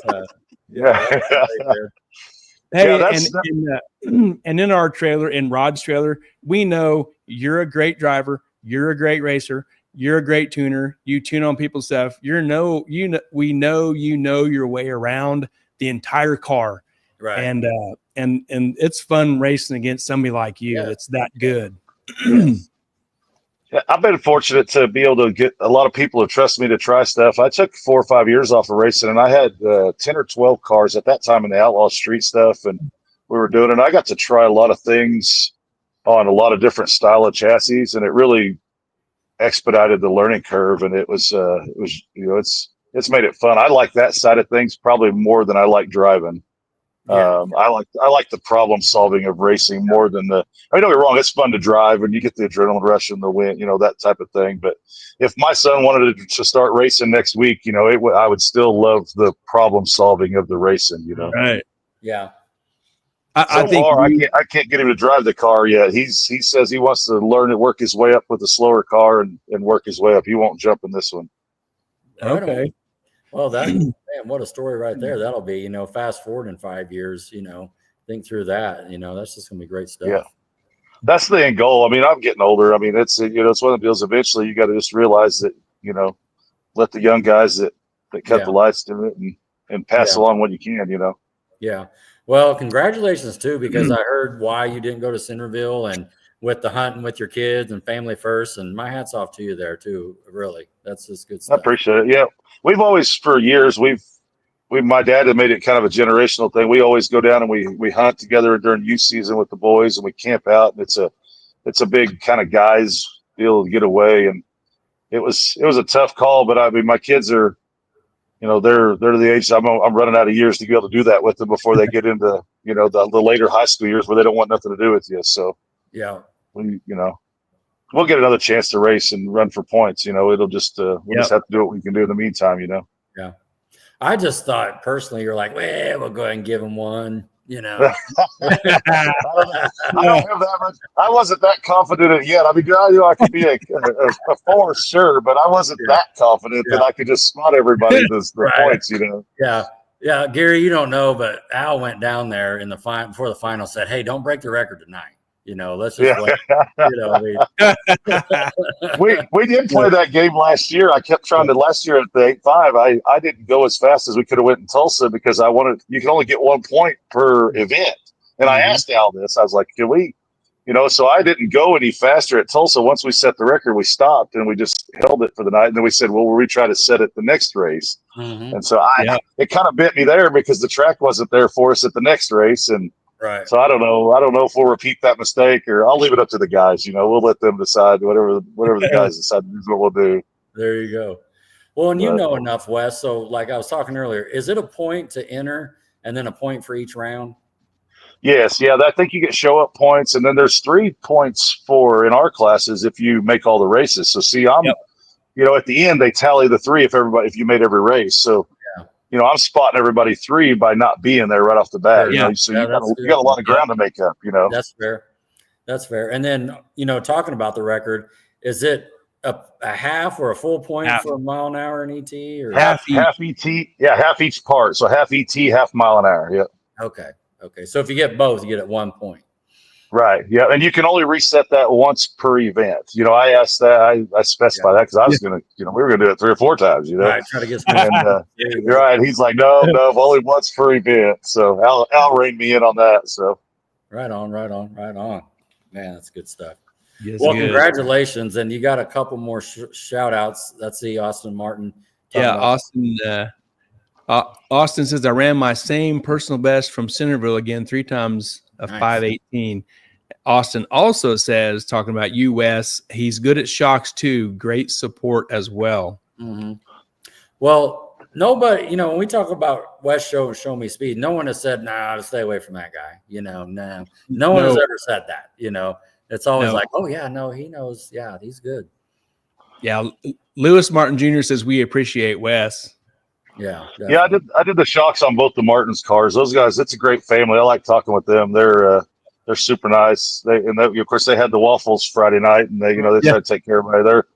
They're Wendy, she's awesome. She talks to us every time we're around, and always checks on us and stuff. So yeah, they're a great family. Yeah. John Ketch says, what's the record? What is it? 47, isn't it? Yeah, I don't know the mile an hour and a half, but I think it's 47. Yeah. 47 at Ozark, and that's by Gary, and then Gary Spaniak in the Substitute Maverick, and then the mile an hour record is Rich Frost at 168 and some change. Yeah. 68. That'll be the tough side of the record to get. Yeah. Mm. Agree. Yeah. Larry, I think Larry Hunt says, "Way to go, West! Great work and great work to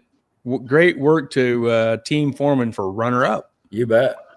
No, kid, I'm glad to see Foreman and he come up with the 8.5 with us. I'm glad to see those guys getting that car consistently going down. And he's got to be up there in points. Heck, he did well at Centerville, and here he is going to the finals here. I know. So That's he's going to be another one, Yeah, absolutely. Absolutely. I mean, I'm ready to see what how the points shake out this week or whenever Al gets them, gets them out. But because I'm thinking the same thing to you. I just want to make all of them to get the extra 3 and just try to go as many rounds as possible. You know what I mean? Or obviously I want to try to get one win out of these. Right. You know what I mean? It's just like a little goal I set, and right. I just talking about myself for a second. I think I can run with the group. I just gotta, put it all together that day. It's gotta be your night. Oh, absolutely. Yeah, that's the hard part. I mean, you see a lot of guys. You'll get you can hit that one good lick or 2 good licks, and you got to have some good draws at the right time when you're having problems. I mean, that's the reality. I mean, we lucked out a couple little deals there. We had some problems. We barely. I mean, there were cars getting in the lanes, and we're barely pulling up there in time. With some of the issues we had. There's times you don't make that call. I mean, you just don't get up there in time. So it takes some luck along with it too. Sure. You just mentioned something I was going to think about. What do you prefer the chip draw? You like the bracket style? I think the chip draw gives everybody a chance. If you put the bracket style, I mean, me personally, I'm going to go out there and try to number 1 every time because I think that gives you too much advantage. I think the chip draw gives a lot of the other guys a chance because, I mean, let's say that the 2 fast guys draw each other first round of the chip draw, their first 2 rounds. Now you've got a new group of guys that get to get up in there that may not have got in that group, I agree. And get the semis. Agree. And then another follow-up question that Al and Larry asked last time they were on the show, they asked about drawing out of the bucket. They said, do you want to do the draw of the bucket thing, or do we just draw the bucket on the side and just tell you who he drew for you? And you just let you know. What do you think? I like the bucket. I think it brings a bunch of camaraderie and it brings a lot of people cutting up, and it brings, like you just had your stories earlier, on the chip. There's just a lot of cutting up that goes on in the bucket draws, and I think that's just as much fun of racing as the going down the track. Agree. And this was kind of our first time doing the chip draw. We usually just use the bracket style, and to your point, when I was racing the other class last year in Tulsa, a couple bears drew each other. I think it was, don't quote me, I think it was like Devin and Foreman, you know what I mean? And I'm like, oh, okay, yeah, thank you. Exactly. Now you got one of them around, at least one is out of the way. Now you got you might get a chance to get lucky here or something. Exactly. And so, and I it is, there's some cutting up and staring, and, you're looking at your chip and seeing who you got, who's going to move first. Yeah. That's fun. Yep. I like it too. No, I think it brings a fun atmosphere to the whole thing. Kind of makes it, keeps it more personable instead of just being, everybody up there just staring at a bracket that's already drawn and going back to their trailer individually, Yep. Well, and that's how we met the team from Nebraska there, talked to her a little bit, and, what kind of car you got, where, and all that stuff. You sit there and get a conversation going for 5 or 10 minutes, like, and you won't have that, on a bracket style deal. Oh, absolutely. Yeah. Well, they're a great group of people. We raced with them. We went to I-29 when we still had the orange Mustang. We run some no preps up there, and they were up there a lot. Jacob, her husband, and we talked to them. And so, yeah, that's I was surprised to see them travel so far for this race. And that was very interesting to us, Yeah. Well, she was at Centerville, and she said they're hitting them all. That's awesome. Yep. Yeah. They're running a combination race. They had the same 5.3 heads that that we had on our last year's combination, and they're running a very similar combo. So that truck could be. I mean, it's got the potential to be do some damage. Well, she can drive, so yeah. Oh yeah. There's something a lot of female drivers can drive. It's like they're usually better reaction times than the guys and just more consistent. 100%. But also like burnout, staging, like she knew her stuff. Yes. Man. Absolutely. Yeah. Yeah, she's been. I think I was talking to him about it, and she said I thought at some point because Jacob run the race against me one time, and come to find out, he was only filling in. She always drives that truck. He had just filled in that one race when I was racing against him, you know. Sure. Yeah. No, that's good stuff. Awesome. What's old Russell Foreman saying? Russell says Wes is the man. He has a big help with James's car, helping us get the Holly all set up and running. There you go. Another shout out. They just keep flooding in. Yeah, when they first got that motor, I think they got it from I don't know why I can't think of his name. Chopper. The Chopper, yeah. When they first got that motor, we went over and helped them get it all set up and got the Holly stuff for them. And they've been that thing. I'm glad to see that. You know, James, they were in that 8.5. They was fighting a little bit. Now it's coming around. It's awesome to see them making headway. I mean, they're making consistent licks and consistent headway now. You know. Yeah. Yes. And I got a belly button car, as Gary always says. But what I like about our class too is there is we had an S10, we had a Mustang, we had the wagon, we had the third gen. There's a lot of different cars in there. Yeah, so, absolutely. Yeah. That's what I like about the open rule. I mean, you have to have some rules, but I think a lot of the series put too many rules in, and then you don't get that variety. You're getting Mustangs because that's all that fits the rules that they try to restrain everything to. You know. Yeah. And I mean, I've had numerous notches myself because that's the way the rules set up. I mean, what else do you do? Right. Yeah. So plan on coming to Mocan, right? June 13th, 14th. Yeah, we're gonna try. I mean, I'm not trying to be. We're gonna try to win them all. I mean, I'm gonna win them all. I gotta make up 3 points somewhere. I hear you. Yeah.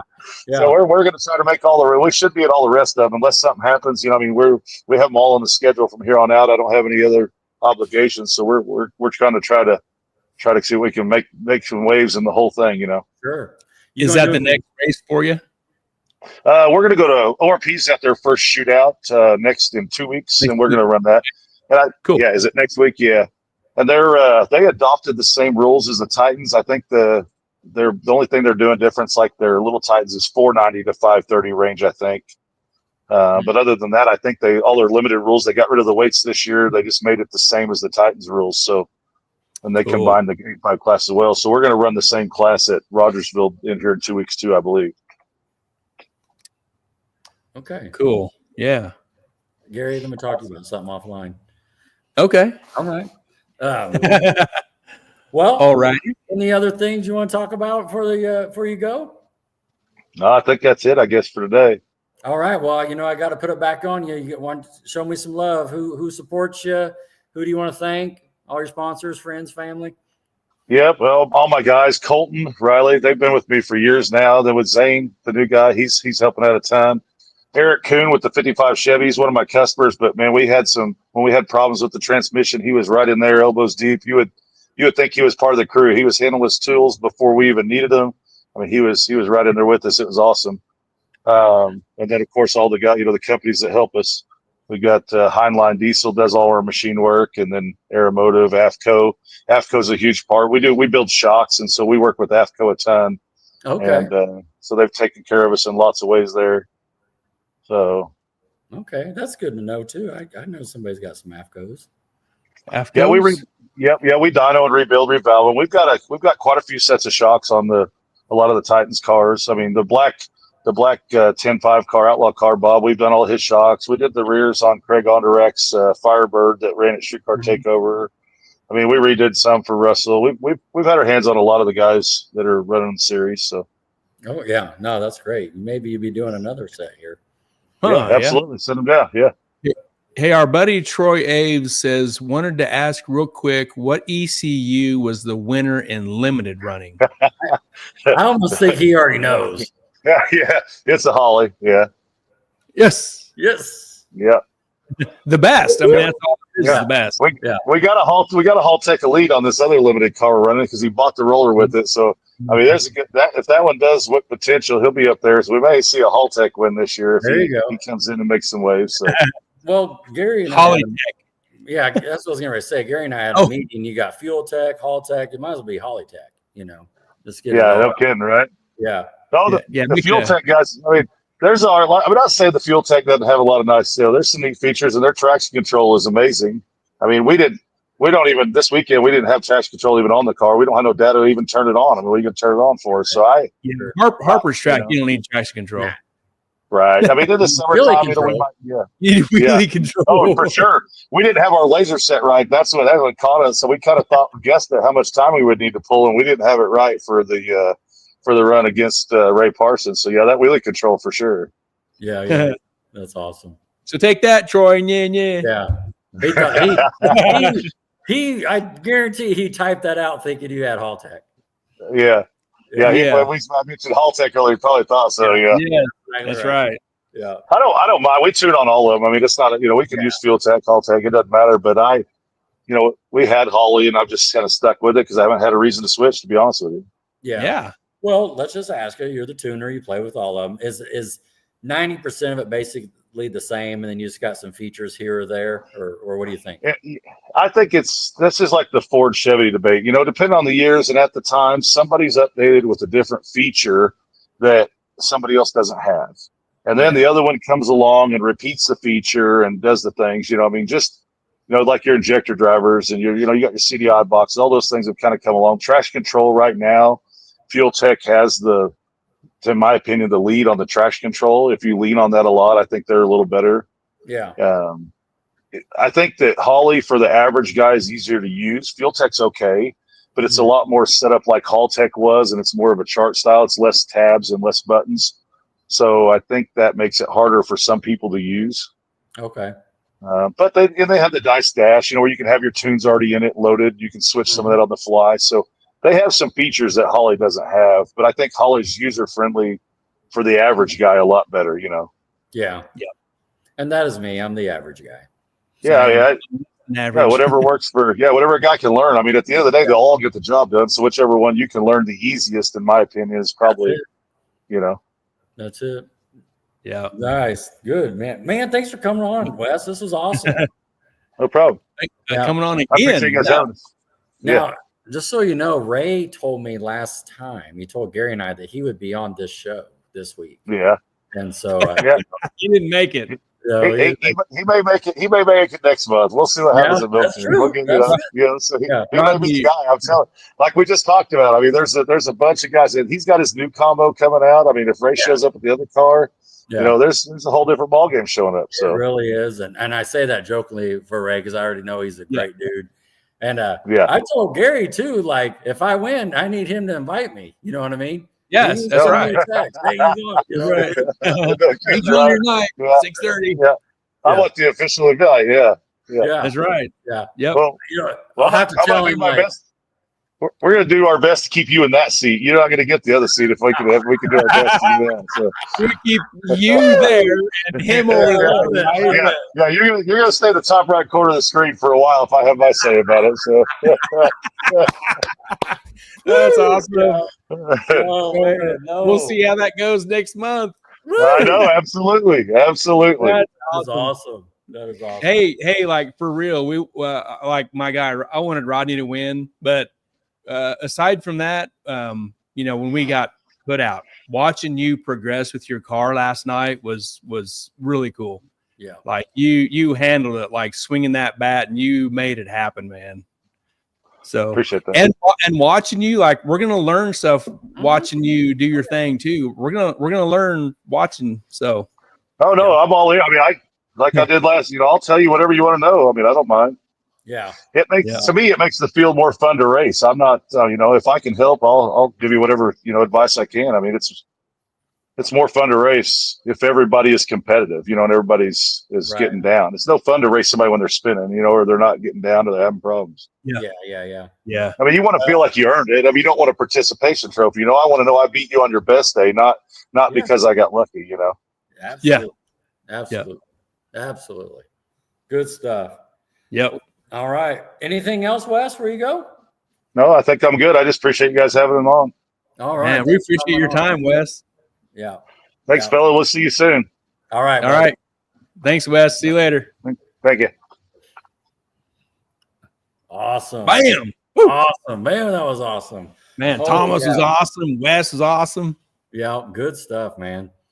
And we did ask Devin to come on too, but he did have a prior commitment. So, we'll shake it out next time. But But man, great job, Gary. I'm ready. I know we got more pictures. No one going. We got we got some hanging on here. Don't go nowhere. We got a little bit more to run through. Let me zip down here to okay.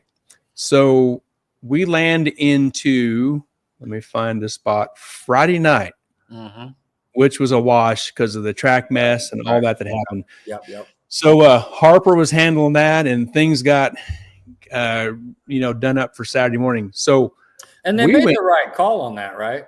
You know, absolutely. That was the right call for sure.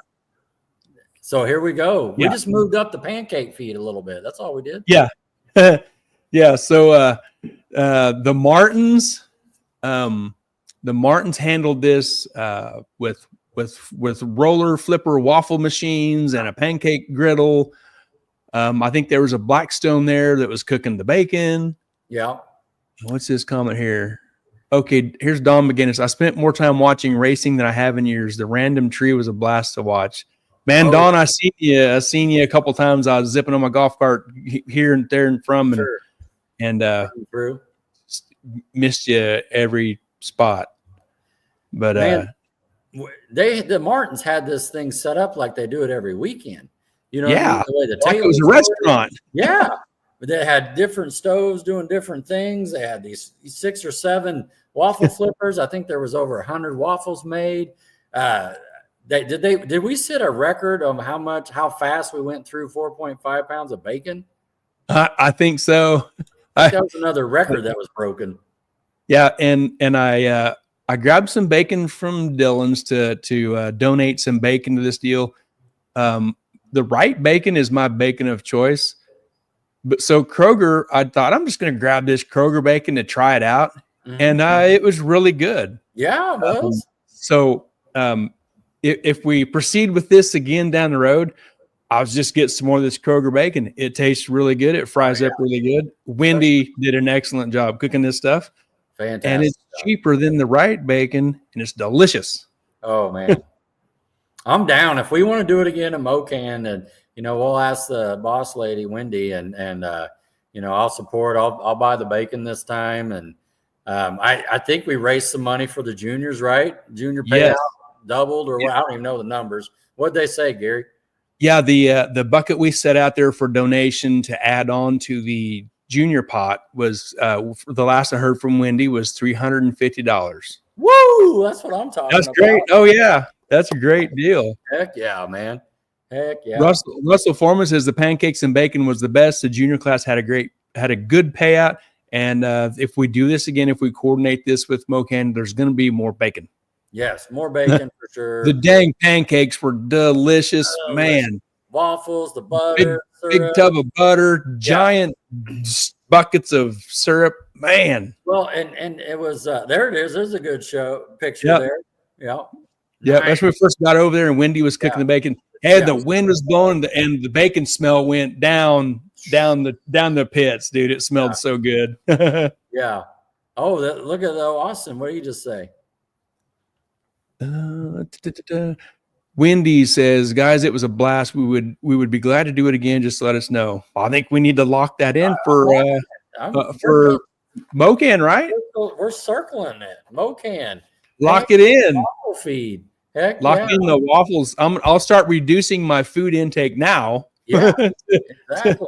Get pumped up, and so now that we're veterans at this, Gary, we were rookies before because the line went away, and then you realize you needed to go back. I just had the last 2 or 3 pieces of bacon. I cheated to get a piece of bacon, and I didn't care what kind it was. It was good. You know what I mean? Yes. I think the waffle finish bucket and the syrup and butter needs to be like on the other end. You got your waffle, then you had to turn back around and grab. All right. Minor details. Minor. Well, it was food and entertainment because after we get our stuff and we're sitting down looking across, there was this dice game going on. Yes, Gary. Yeah.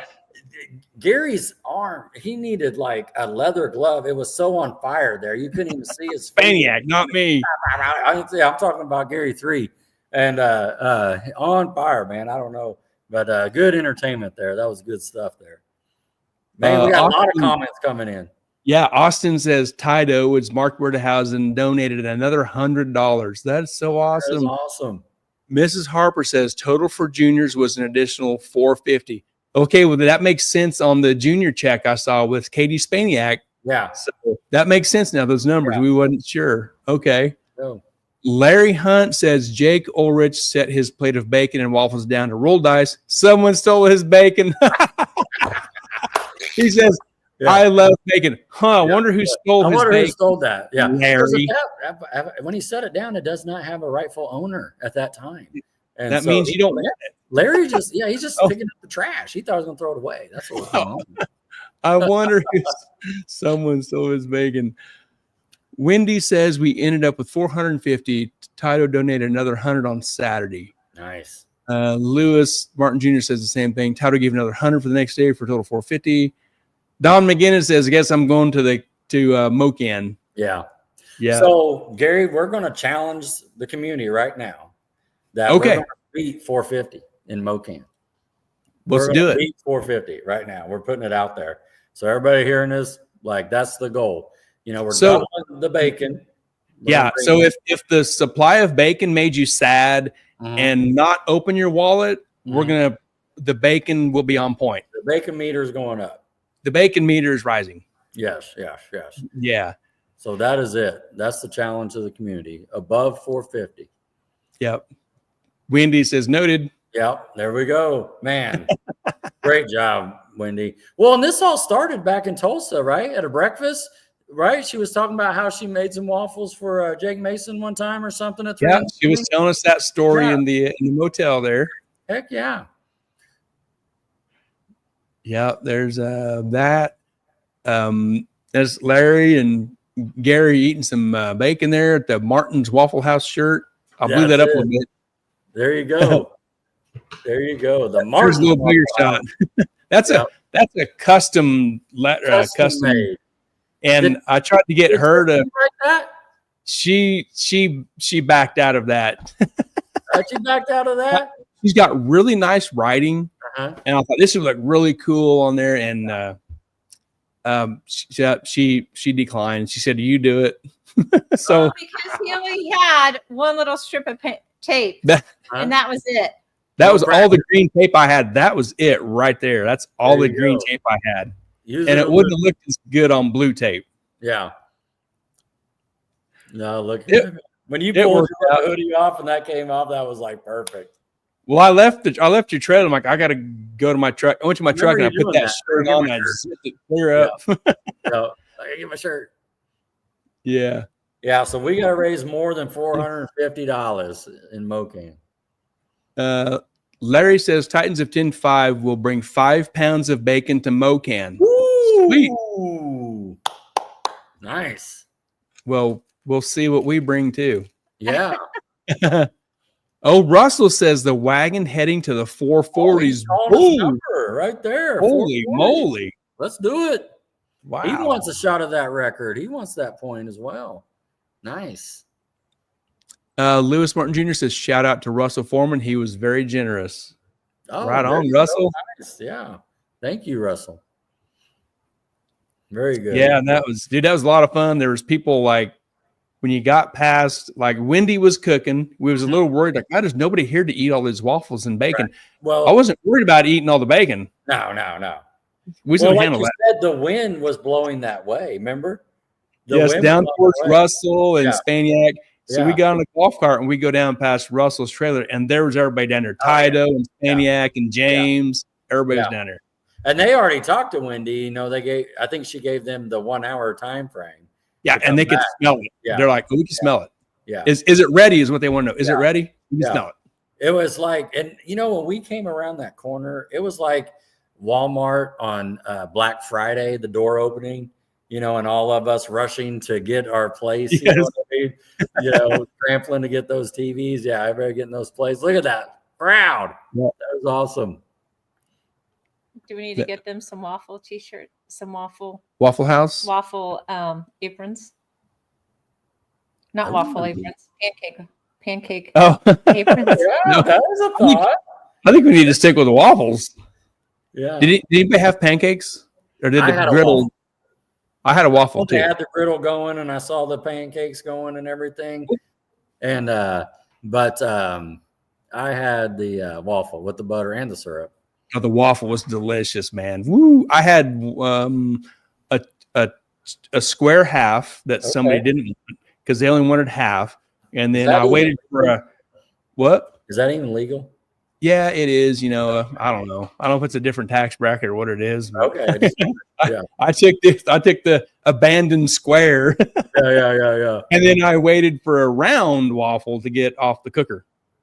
So I guess I had a waffle and a half. You did 1.5. And man, it was so good.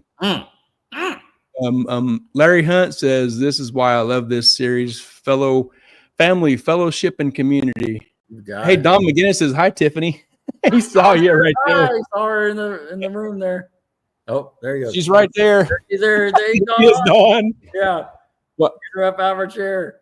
While I make everybody sick, moving my camera. Say, man, like wow. Wendy Martin says, "Gotta get these kids involved. Yes. Keep this sport alive." There you Waffles, go. just pancakes with abs. This is what she found. It's an apron. There it is. Lock it in, man. How many do you need, Wendy? How many you need? I see you had 4 or 5 cooks going there. How many you need? Let's do it. Russell says, "I was glad to help out with the junior class, and pancakes are my weakness. Love them." Yeah. Okay, you can have the pancakes. Stay away from my bacon. What kind of bacon, though? That Kroger bacon was really good. It cooked up awesome. It tasted good. You know what I mean? I was really surprised. After the second test pass, if it says bacon. Well, the bacon was, she was off the skillet with the bacon, and the little pieces that was left on there, I just stayed standing there, and you can just pick at them. Picked at one, and then there was no arms coming in, and I picked at another one. Yeah, you know how it's like social drinking. You just social bacon. Oh yeah, social bacon. Just kind of hanging out by the griddle there. I should show you my freezer. It's got like what 4, 8, 16. Oh, Wendy said order 4 of them. She said 4. Order 4 of those. Order 4 of those aprons. Yeah. I think there's 16 pounds of bacon in my freezer. Yeah. Oh, I know. You're the baconator. You know what I mean? Gary, I'll get you half on those aprons. Okay. Yeah. All right. We talked about the chip draw. Mm-hmm. I don't want to lose everybody here. So you drew the red chip. Yeah. And the red chip was like, what's going on? Here's the red chip. Yeah. I mean, I you're in there, Gary. You got the bucket, you're like with your hand and hang on, Rod. Yeah. One size fits all. Okay. 4 aprons, one size fits all. How much are they? Doesn't matter. Okay, doesn't matter. It don't matter. She's gonna smoke up 4 of them here. Let's get 4 of them. I wish I'd have grabbed the audio clip of this because there's one. I'm sitting here like digging around, and I see people watching me. I know I'm live. I'm just like do, and I grab it and I try to hide it. You know what I mean? Try to hide it. And so I flip. I see nothing's on it. You see what I'm saying? See it right there? Nothing is on it. And then so I was like, oh, it's on the other side. Well, I flip it, and what does Larry Hunt say? Larry said, "Well, there's not shit on there. There's nothing. There's no Sharpie, Sharpie numbers on it." I didn't know if they were playing a game on me or if like I said, maybe it's dealer's choice. I didn't know. You know what I mean? But it might be a thing now, though. Yeah, let's do it. What? Hey, the aprons will be here Thursday. She just ordered them. Plenty of time. Lock it in. She just ordered 4 of them. Wendy, there's 4 of them coming. We're coming. Oh, that's so awesome. That's fun. Yeah. And so, so we had to do a redraw, right? We had to do the redraw. And so, you drew the odd duck of 32 chips. 31. 1. Yeah, 31. So there was 32 with that red duck in there. Yeah, that's it. You drew the odd duck. And there was people coming up to me before the chip draw, just saying, "Hey, man, you got to go low. It's got to be a 5-0 something." And so, I mean, we got halfway. We split it in the middle. With the 14. Yep, he landed on the 14. Yeah. So What'd we'll you see. Wendy says, "Thank you so much." Yep. Nice. Okay, now don't tell her. Oh, that's cool. Oh, I like that. I'd wear He's that. hooking us up. Oh man, quit. Don't Show me that later. It's going to be a secret. Don't show it. I'm gonna have a box full of shit here. Don't show me no more. There's a black and white one. I like the black one better. Is that on Amazon? Is all that on Amazon? Is that PG-13, Gary? Oh, there's some cool stuff on Amazon. Oh yeah. I like that too. All righty, back to our program. Oh, so Friday night. Yeah. Oh, let's kill this comment here. Dun, dun, dun, dun. Austin ran into some trouble with his exhaust pipe. Had a almost dangling. We talked about this earlier. It was busted up and leaking the boosters. Right. So he brought it over. Yep. Yeah, he brought this over, and we were looking at it, and he showed the crack, and I sat there, and I don't know Austin too well yet, and I go, now, Austin, do you want me to weld this up, or do you want Gary to weld this up? And before you answer, I want you to know that I've never welded before.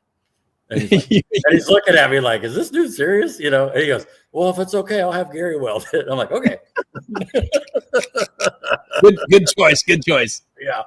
So then what happened? You take it home, had to spend a little hour out in the shop Friday night? Yeah, it took about an hour. I knew I had to do it that night instead of trying to get up early Saturday and do it. So I did it Friday night, got him hooked up, and we showed up Saturday morning early there, and Austin zipped down and snatched this up and got it bolted back on the car, and he was racing away. Bam, bam, bam. Got her fixed up. Yep, glad to help out some friends and great racers, and the whole thing with that. Hopefully, sometime if we're out of town and we need help, we'll get help from somebody. Absolutely. It's just Trump is teaching us reciprocation. So there you go. If the help can be reciprocated down the road, then that's awesome. There you go. Yeah, good stuff, man. Good stuff. Yeah. Well, he knew who to come to. Yep, we got her fixed up. Heck yeah. Nice. Yeah, Wendy says, thank you guys so much. You're welcome, Wendy. Yeah. Don says, Lewis said it's the best looking welds on the car. Well, thanks, Don. And that's as good as I could do at midnight and I was ready to go to bed. I was tired. Yeah. Lewis says we owe Gary 200 waffles. 200 waffles. You got a coupon coming. That's what it is. A coupon. 198 and a half. There you go. Speaking of the Martins, they posted this today.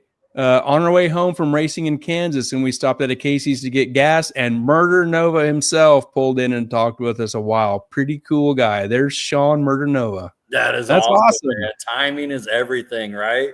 Holy cow. That's a great picture, man. Yeah, they didn't say where that was at, but sure. But there's Sean. That's really cool. That is cool. Cool picture. Yep. Murder Nova.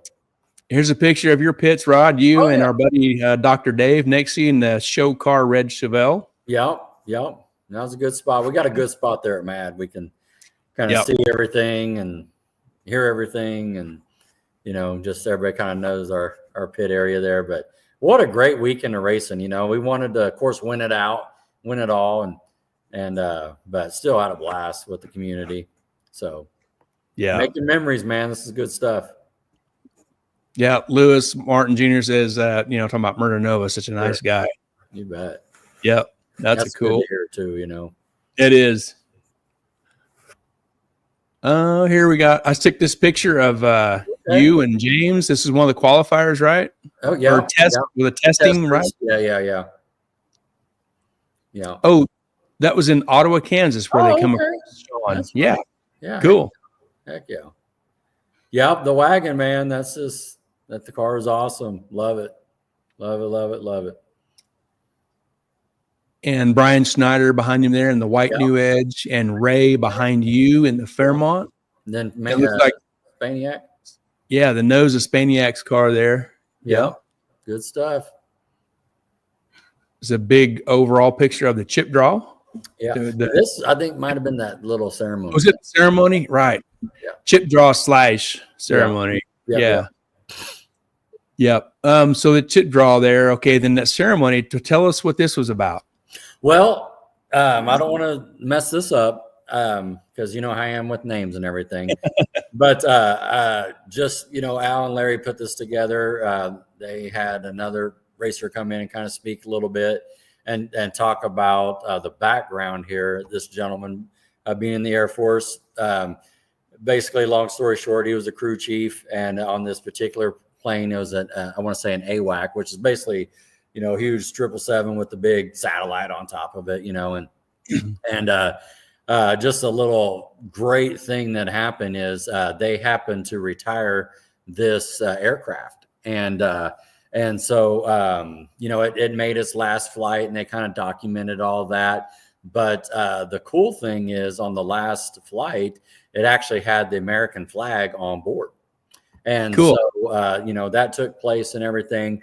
And through the background of this, people in the community was able to get a certificate, a picture of that plane, and then had presented him with the flag that flew on that plane, the last flight. That's awesome. So, dude, it's like, it was one of those moments where I ain't crying, you're crying, Right. Allergies. And so, but such a great moment. And of course, this is his wife there. And it was hard for them to talk. You know what I mean? It was, I bet. But they just thanked the community for doing that. It was such a nice piece there that Al, Larry, and who just ever on the background put that together. I don't even know. But I just was happy to be a spectator at that point, listening and checking it out, So just a great community here, man, that we're getting in, Gary. They've been doing this for 7 years already. We're just getting in now, and it's just, wow, what a deal here. So, and don't know the name, sorry, but he's got the green Malibu G body that has the black American flag on the side. I'm sure someone will pop in and say what his name is. Yeah. He races the index class, and obviously he races with these Titans guys in this Ozark, I believe, family. And so, but yeah, it was a great moment there. And we may see some updated pictures. There we go. Okay. Stu and Cindy West. Thanks, Larry. Yeah. But yeah. Okay. Great. And, obviously, the community stays tight. You can just see his t-shirt right there. Is that D&J Transmissions, so, but yeah, that was a great thing, and I don't think they were expecting it. You know what I mean? It's one of those deals when the presenter was talking, this person, da, da, da, da, da, if you're sitting there, you're like, oh, well, I was a crew chief. You know what I mean? You're like, and then, it's like, oh crap, he's talking about me. You know what I mean? And so it was just, a great moment when they kind of came forward together. Yeah. A little nervous, but yet, like I said, it was just speechless moment. We clapped it up and he thanked everybody. And it was, that's great. Like I said, I was just happy to be a spectator, Right on. Yeah. That's great. You got a good picture here. And I think this is your picture, wasn't it? Yeah. And we'll you'll see some more there. Maura was there taking pictures too. Okay. Melissa. Yeah. And right on. Yeah. That's awesome, man. Good job. Yeah. Awesome little extra stuff from the Titans community. Yeah. There you go. The last little bit of segment we have is Larry says, what? Yeah. Oh, Larry says fellow racer and airman Scott Drager presented. Yeah. Okay. So Scott, he's also served. And so he had a lot of good points that he was making about the military and that sort of thing. He was telling his story. And so it really tied well together. And, it's too bad we didn't video the whole thing. We could have showed it here, And, right. But just nice thing there. That's really cool, man. The last little bit we have here is Rodney is you racing. And then a few winner circle picks, but this gets into round one. So obviously before this was some testing. You wanna talk about some testing before you get into round one? Sure. Sure. I think just from the show, everybody knows, we went to Centerville and missed the setup and everything. So we got back on the scales and moved some weight around and, got out there, not, for the Saturday morning, that was kind of the layover Friday test, and we went out there and it came in strong. It hit the tire like we like, and it started separating, but that 40, 50 feet out, it started coming up just a touch. I raced Devin the first time just because we were messing around and everything. And I like racing Devin because when he sets a record, I want to be close. I want to be closest to him. You know what I mean? It's like when he's rolling out there and stuff. And so so then we came back, put a little bit of weight in it. Right. And can you hang on a second? Yeah. Go back to Friday night. Hang on a second. Okay. Friday night was the oil situation in the truck and the F-150, and that killed Friday night. Right. It got to a point where Harper had to call it off. Right. Yeah, I had to call it off. Right. Yes. So that, as he told us more detail about that on Saturday, it was a pretty big feat to clean that up, and he told us what was involved in that. Right. So you mentioned Devin, and he wanted us to mention this about Devin staying in the left lane. That cleanup was in the left lane. Yeah. So Devin stayed in the left lane to prove Harper and the track's capability of turning that lane back around and making it just as strong, or if not better, than it never was. No. Well, and to your point, like the F-150, they said it broke some of the cylinder head came off, and oil and some of the transmission had multiple fluids mixing together there, and they worked on it. I think everybody heard at the same time, hey, we made it to the A's, but now we got another hour. We're halfway. Now we're halfway. And so then they made the right decision to go ahead and let's get some heat back in the track. Let's get it cleaned up. They were spraying it, drying it, with the flame and dragging it. But to your point about the left lane, they worked on it all morning before we got going. And so when we kind of got back to racing, if you will, for myself, when you go up there and do those chip draws, you don't get like, oh, I want the left lane or I want the right lane. You know what I mean? It's like, it's 2L. Okay, well, I'm in the left lane now. A smart person during the qualifiers would grab each side. You know what I mean? Not saying smart, alternate your shots. They call me right lane rod for a reason. And so, but like when I went down the right lane like 3 times, in my qualifiers, racing Ray, I was in the right lane. Well, when I was racing Kate from Nebraska, I got put in the left lane, and I forgot where the tree was. I was looking left and there was no tree. I had to look back right to see the tree. And, but the left lane was better in the numbers and everything. It was smoother, going through the transition, the car, ran a little wheelie that I quick pedaled. And I mean, it's just glass going down there. So I don't know all the details work they did with that Zamboni machine and the scraper and washing and drying and cleaning all that up. But like hats off, the left lane ended up being better, after that huge spill. And to your point, Devin stayed there. We have, I mean, do you want to call him Louie or Larry? Because he's left lane. Left lane Larry. So however you want to say it, but and he just drove through that thing every time. And I think to your point, it sounds like you had some good information there where, he stayed in the left lane, right? Yeah. Yeah. And if everybody that saw that, that shows the talent that Mr. Harper has as a prep guy, a manager, his decisions, the calls he makes on his track. There's no doubt he's making the right calls. So he killed it, man. He killed it. Yeah. No doubt about it.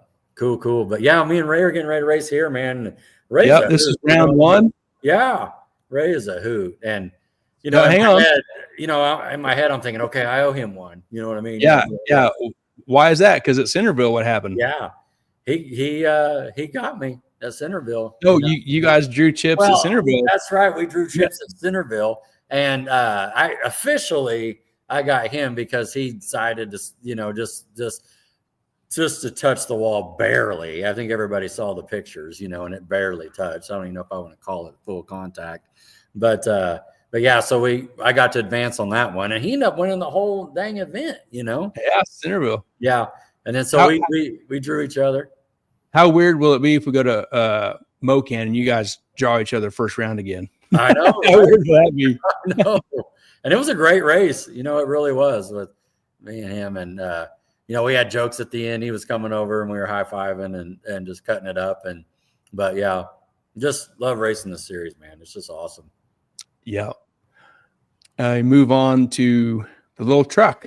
Yeah, Nebraska, right? Here's Kate. And we drew each other, talked a little bit after the chip draw. Nice racer right here. Definitely knows her stuff.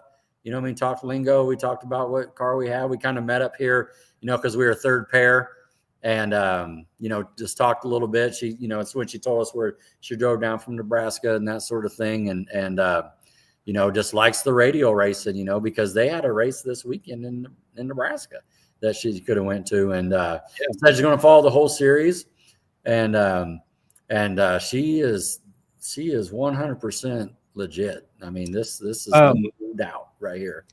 Wasn't it like Joey Heichel's race at I-29 that she could have went to, but she came way down here to race with us and Titans. Yeah. She wanted to, said truck set up for radials and they're getting down and, enjoying what they're doing. They're going to follow the whole series and it's good stuff. And yeah, good stuff. Yes. Lewis Martin Jr. says Harper came by our trailer after calling the race Friday night and was just sick that he had to do that. Hats off to him. Safety first. Right. And at that time, it was like we was keeping an eye on the temperature pretty regular in your trailer. It was like 56 degrees. Mm-hmm. And it was a little windy, chilly, and getting pretty ugly.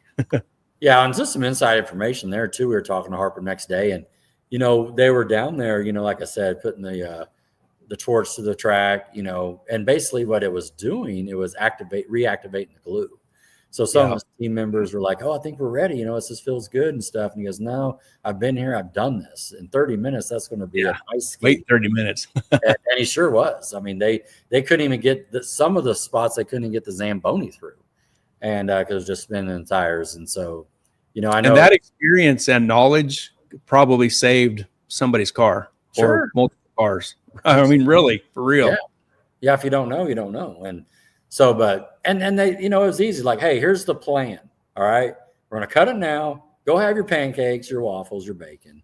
We're going to go 2 hours to the left. We're going to get you your hit. And then we'll get into the Saturday program. That's what they did. Worked. And the whole thing, they were done by 11:35 p.m. Yep. People were loading up. The Schultz drove back. Yeah. Here's Mr. Harper. He says, completely left lane scraped from 130 foot to 700 feet, then rebuild from the ground up. 100% glue, then layers of rubber, then my normal stuff in both lanes. 6 hours of work, but well worth for the best racers in the Midwest. Man, Mr. Harper, you are the man. Yeah. Yeah. And, just like we said before, Wes Schultz just said something like, I like the the tinkering with the car and figuring it out. And the driving's fun too, but like, that's the lane he's in. Like, this is the lane Harper's in. Harper's race. Yeah. Like, he's got all of his wallies, you know what I mean? But like, to have a track prep person like this, that understands it, at levels that we don't, just to be honest. People might talk like they know, but like, and so, it's just best move the Maybauer's made, It was quick for me to understand. I had to tighten my shoes really tight. Yeah.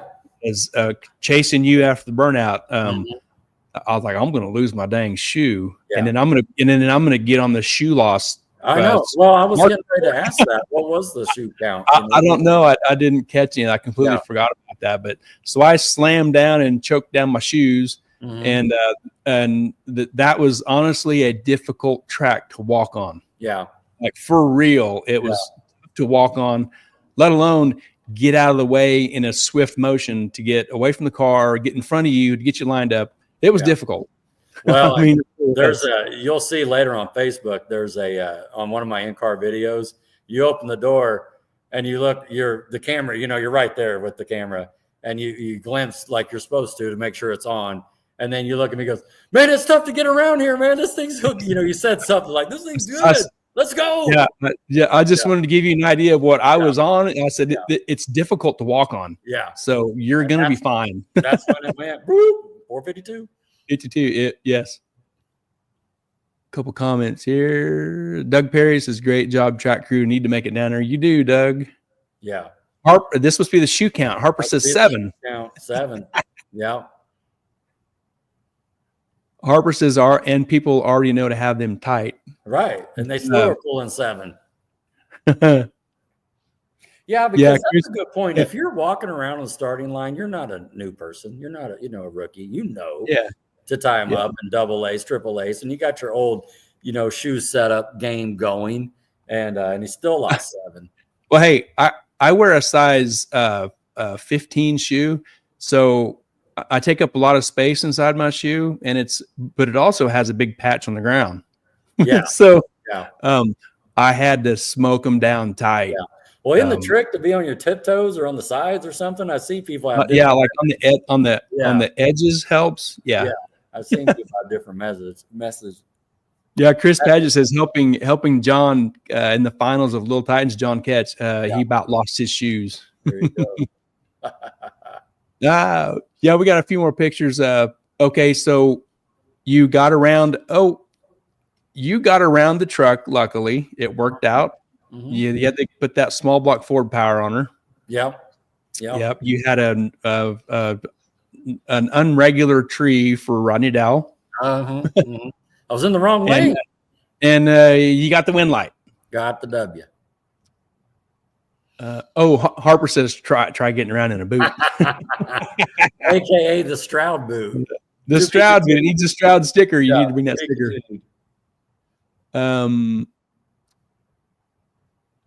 I don't have any more pictures of your rounds after this. So then the next round is Foreman. This was Foreman. Okay. Yeah, and this is where our night in. And I was to be honest with you, like we went up there was 4 left. Me, Show, Josh, and Foreman. And I wasn't sitting here going, I hope I get. I didn't care. And because you're gonna have to race everybody at some point, right? Not to be cocky or anything. And so when I did get James, I'm like, daggone it. And it's like, and I was in my head, I'm like, it's my turn. How many times has this freaking wagon beat me? Tulsa last year, all these little deals at Centerville where I couldn't get down. He's like, right down. 70s, 69, it's like, dang, okay. So it's my turn, So we get up there, and of course, I just see him beat Babyface. Babyface went like a 67 to Foreman 73, treat the crap out of him as an 010 light. And I'm just like, so I got that in my head, like, you better be there. And I'm just thinking to myself, just be with him through the 60. You know what I mean? That's just like, that's where I'm at. And so again, he cut an 010 light or something and on me. And for the first, I think 44 feet, it was a race. And then, and then the car hit the tires and he drove out of my life. But, hats off to them. They worked so hard on that wagon. That wagon is so cool. I love the Foremans and what they bring, and it's just awesome. One of these days, I'm going to get him. They're fun to hang out with and shoot the shit with and pick on. And, it's just such a lot of fun. Yeah. Yeah, and it was about the 60-foot cone you lost the tire. Yeah. Dang it. Yeah. This is a cool picture we got kind of afterwards. You and Jordan Campbell and I and Keith and our buddy Jim Lyer from Salina came down to hang out, and Shannon Campbell. Yeah, and we missed Troy somehow. He was AWOL somewhere. I sent him over. I was like, "We're getting to get a picture. Get in here," and he freaking disappeared. I don't think he wants to be around us. Like somebody probably said free tequila, and he. Yeah, that's a great picture, man. Yeah. And I think everybody knows, of course, Gary and I and Lopez we've interviewed, and the Campbell's there. So Jordan's on my right. He's the driver, and Shannon all the way to the back. It's a father-son team, and great family. We've been racing with them for 30 years, and they got a couple Fox bodies. They got a Fox body that fit right in limited. They got a new edge that would fit right in Little Titans. So this was like, hey, come to the track with us and check out what's going on. Check out this series. And secretly, Gary and I's goal is to have them running like a race or two this year, and then running the series next year. So it's just good people to have around, in your camp. So yeah, it was a lot of fun having all them people around. And the Weens came around and hung out. We got to see them guys a little bit, and their dad. And they're building an unlimited car. Billman Fabrications building that. It'll should be done this year. Maybe by next year be ready to race. Kind of the same space that the Phillips are in right now. Just a year behind. And Troy says he was thirsty and needed a water. Plus, the wheels were shining a light in my eyes. You poor little thing, Troy. Poor guy. Great picture. We got 4 winner circle pictures. All right, let's check them out. This is Matt Sampetro. He was the Pro Tree No Box winner. I didn't see it's too early. The last race we did our show on Wednesday, so by Wednesday all the results had came out. Sure. I don't know, I didn't find all the results. I just kind of hit what I could find in our short afternoon. So Matt Sampetro, and this is his 2 in a row. He won Centerville and Madden. So he was Pro Tree No Box winner. We talked to Thomas Hendrickson tonight. He's a Lil Titans winner. There you go. Is really awesome Chevelle. Yep. We talked to Wes tonight. He was the limited versus 8.5, and he was on the 8.5 little tire. Yep. Congrats to Wes and his crew. And junior dragsters, I didn't put her name on her. Katie Spaniak. That's Gary Spaniak's daughter. He raced in limited with us. Yep. And this is his daughter. She races juniors, and she held, like he said in his post, she held it up for the team. So there you go. Got the win, the big check. Yeah. Great stuff. And the extra money. That's right. And the waffle donation money. That's right. That's a really cool deal. Yep. Let me hit this real quick because Melissa has been posting. She said here we was talking about the track prep and falling down, getting the shoes hung up. She says a few people lost shoes. I may have got pictures. Oh. She also said back here just a little bit, I got a ton of pictures, 1,755. Wow, Holy moly. Like to see them. And then right here just now, she says, I just posted the rest of the winter picks. So she actually had sent them right here. We had already got started, and it was kind of too late for me to grab that stuff. But thanks for doing that anyway, Melissa. Yeah. She said, I did not get one of Devin, though. I don't know if Devin parked in the winter circle. He did either, yeah. I don't know if he did, but yeah, I'll find a good pic of him for him. Yeah, cool. So she got a ton of pictures. It'd be cool to go check them out. She's got them posted now. Man, what a cool event. Hey, besides not getting one of these pictures, I mean, this event met my expectations. You know what I mean? Yeah. And yeah. Just on the track and off the track. And what I mean by that is just the way it was ran, the extra, just hanging out, the pancake waffle deal, the weather was perfect. I mean, and it's a fast deal. You don't think you're just going to come in and win. All right. Yeah. Yeah. Anybody, there's such a lineup of hitters that comes and follows this series that you gotta have your game together. Yeah. Well, look at what they've done the last couple of years by adding the limited and then by adding the Little Titans now. It just keeps, like I said, if you want a competitive race, you can find a class for yourself that you'll be able to fit in. Just like Tony Whitmore and Chris Padgett, racing their street cars, legit, like not race cars with a tag, legit street cars, running them in 580 and going rounds. Going rounds. That's awesome. It is awesome, and that's what I'm saying. And for us, and it's just for saying because we were here about we had to pull 6 hours over, and I was thinking to myself, okay, it's your turn. We did it last time. And then, but all these other, I think we're in about that 2 to 4 hour range, for everybody. And that's not a long pull, compared to the rest of the, staying inside the United States. Some of these guys, how far did Cameron just pull? Like 18. Oh yeah. To go to Georgia, so Alabama. Yeah. Alabama. Yeah. I think it was 12-ish, but that's a long pull. Yeah. Say the next one, you know what I mean? But so it's good stuff, man. Great week. Ready to do it again. Yep. Harper says no. He's talking about Devin with the picture. He did not. So we kind of figured that. Chris Paget says overall it was a great event. Yeah. Yep. I agree. It was a lot of fun.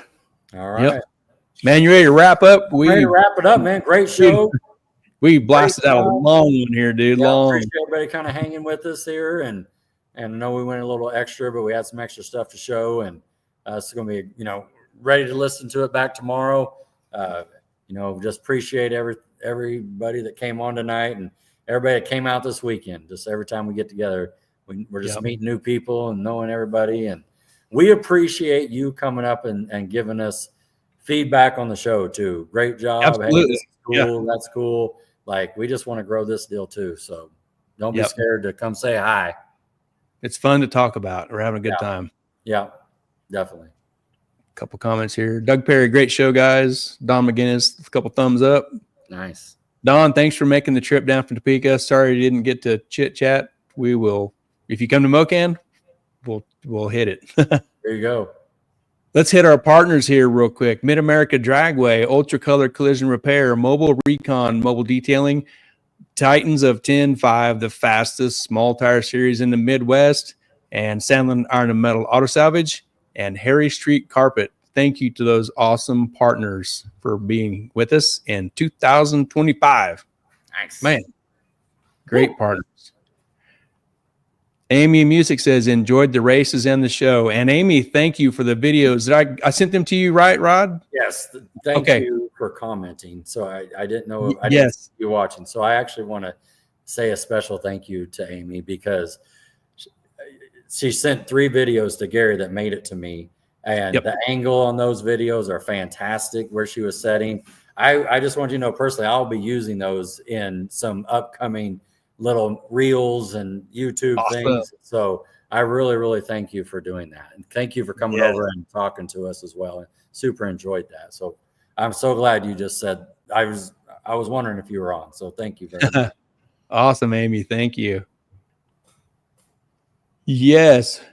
Let's get a real quick hit up on our YouTube podcast page, Heads Up Racing Gary and Hot Rod Podcast on YouTube. Subscribe, comment, like, all the, what, just do it. Yeah, just do it. You know what to do. Lewis Martin Jr., we love your show, guys. Man, Lewis, thank you so much for saying that. That's great. We appreciate it. Yeah. And that, dude, we had a ton of fun hanging out with you guys, and we really appreciate all the work and effort you as a family did in doing the setting up all the tables and the cookers. And I don't know how many generators you had to pull together to get iron skillets or waffle cookers to cook and not fix that waffle cooker and not uncook. You know what I mean? I was watching it, like, how is this not tripping breakers and stuff? But they handle it like pros. It worked. So I really appreciate you as a family and the time and effort you put in to do this. And we're gonna bring more bacon. Yeah, promise. And some aprons because my wife already did that. Whew, man, Rod, you ready to kill it here? Put it up. All right, let's bust out of here and go to work. Get up, go to work tomorrow. We find it. All right, you ready, Rod? Yep. Nice. Get another comment here. Oh, Lewis says it was behind the scenes. Not wrong. All righty. Woo, man. Well, it worked out. Cool. Okay. We need to get out of here. We'll be at this all night. Yeah. Have a good night, Gary. Hang on. Mother's Day weekend. Yes. Next week. We're out. Right. We'll catch you in 2. We're going to Flying H. We're going to be driving home on Sunday morning, and we're going to chill the rest of the day. So we'll be back May 18th, Sunday after Mother's Day. Got my dates right? Everyone. Yep. All the mothers, happy Mother's Day. And the 18th, we'll be back, and we'll have a little bit of Flying H stuff, some pictures, maybe some video and stuff, and have a good time. There you go. Cool. Whoop, whoop. All right, everybody. Thanks a lot. Rod, thanks for your time. I had a ton of fun racing with you this weekend, man. It was so fun. Loving it. All right. All right. Good night, Rod. Good night, everybody.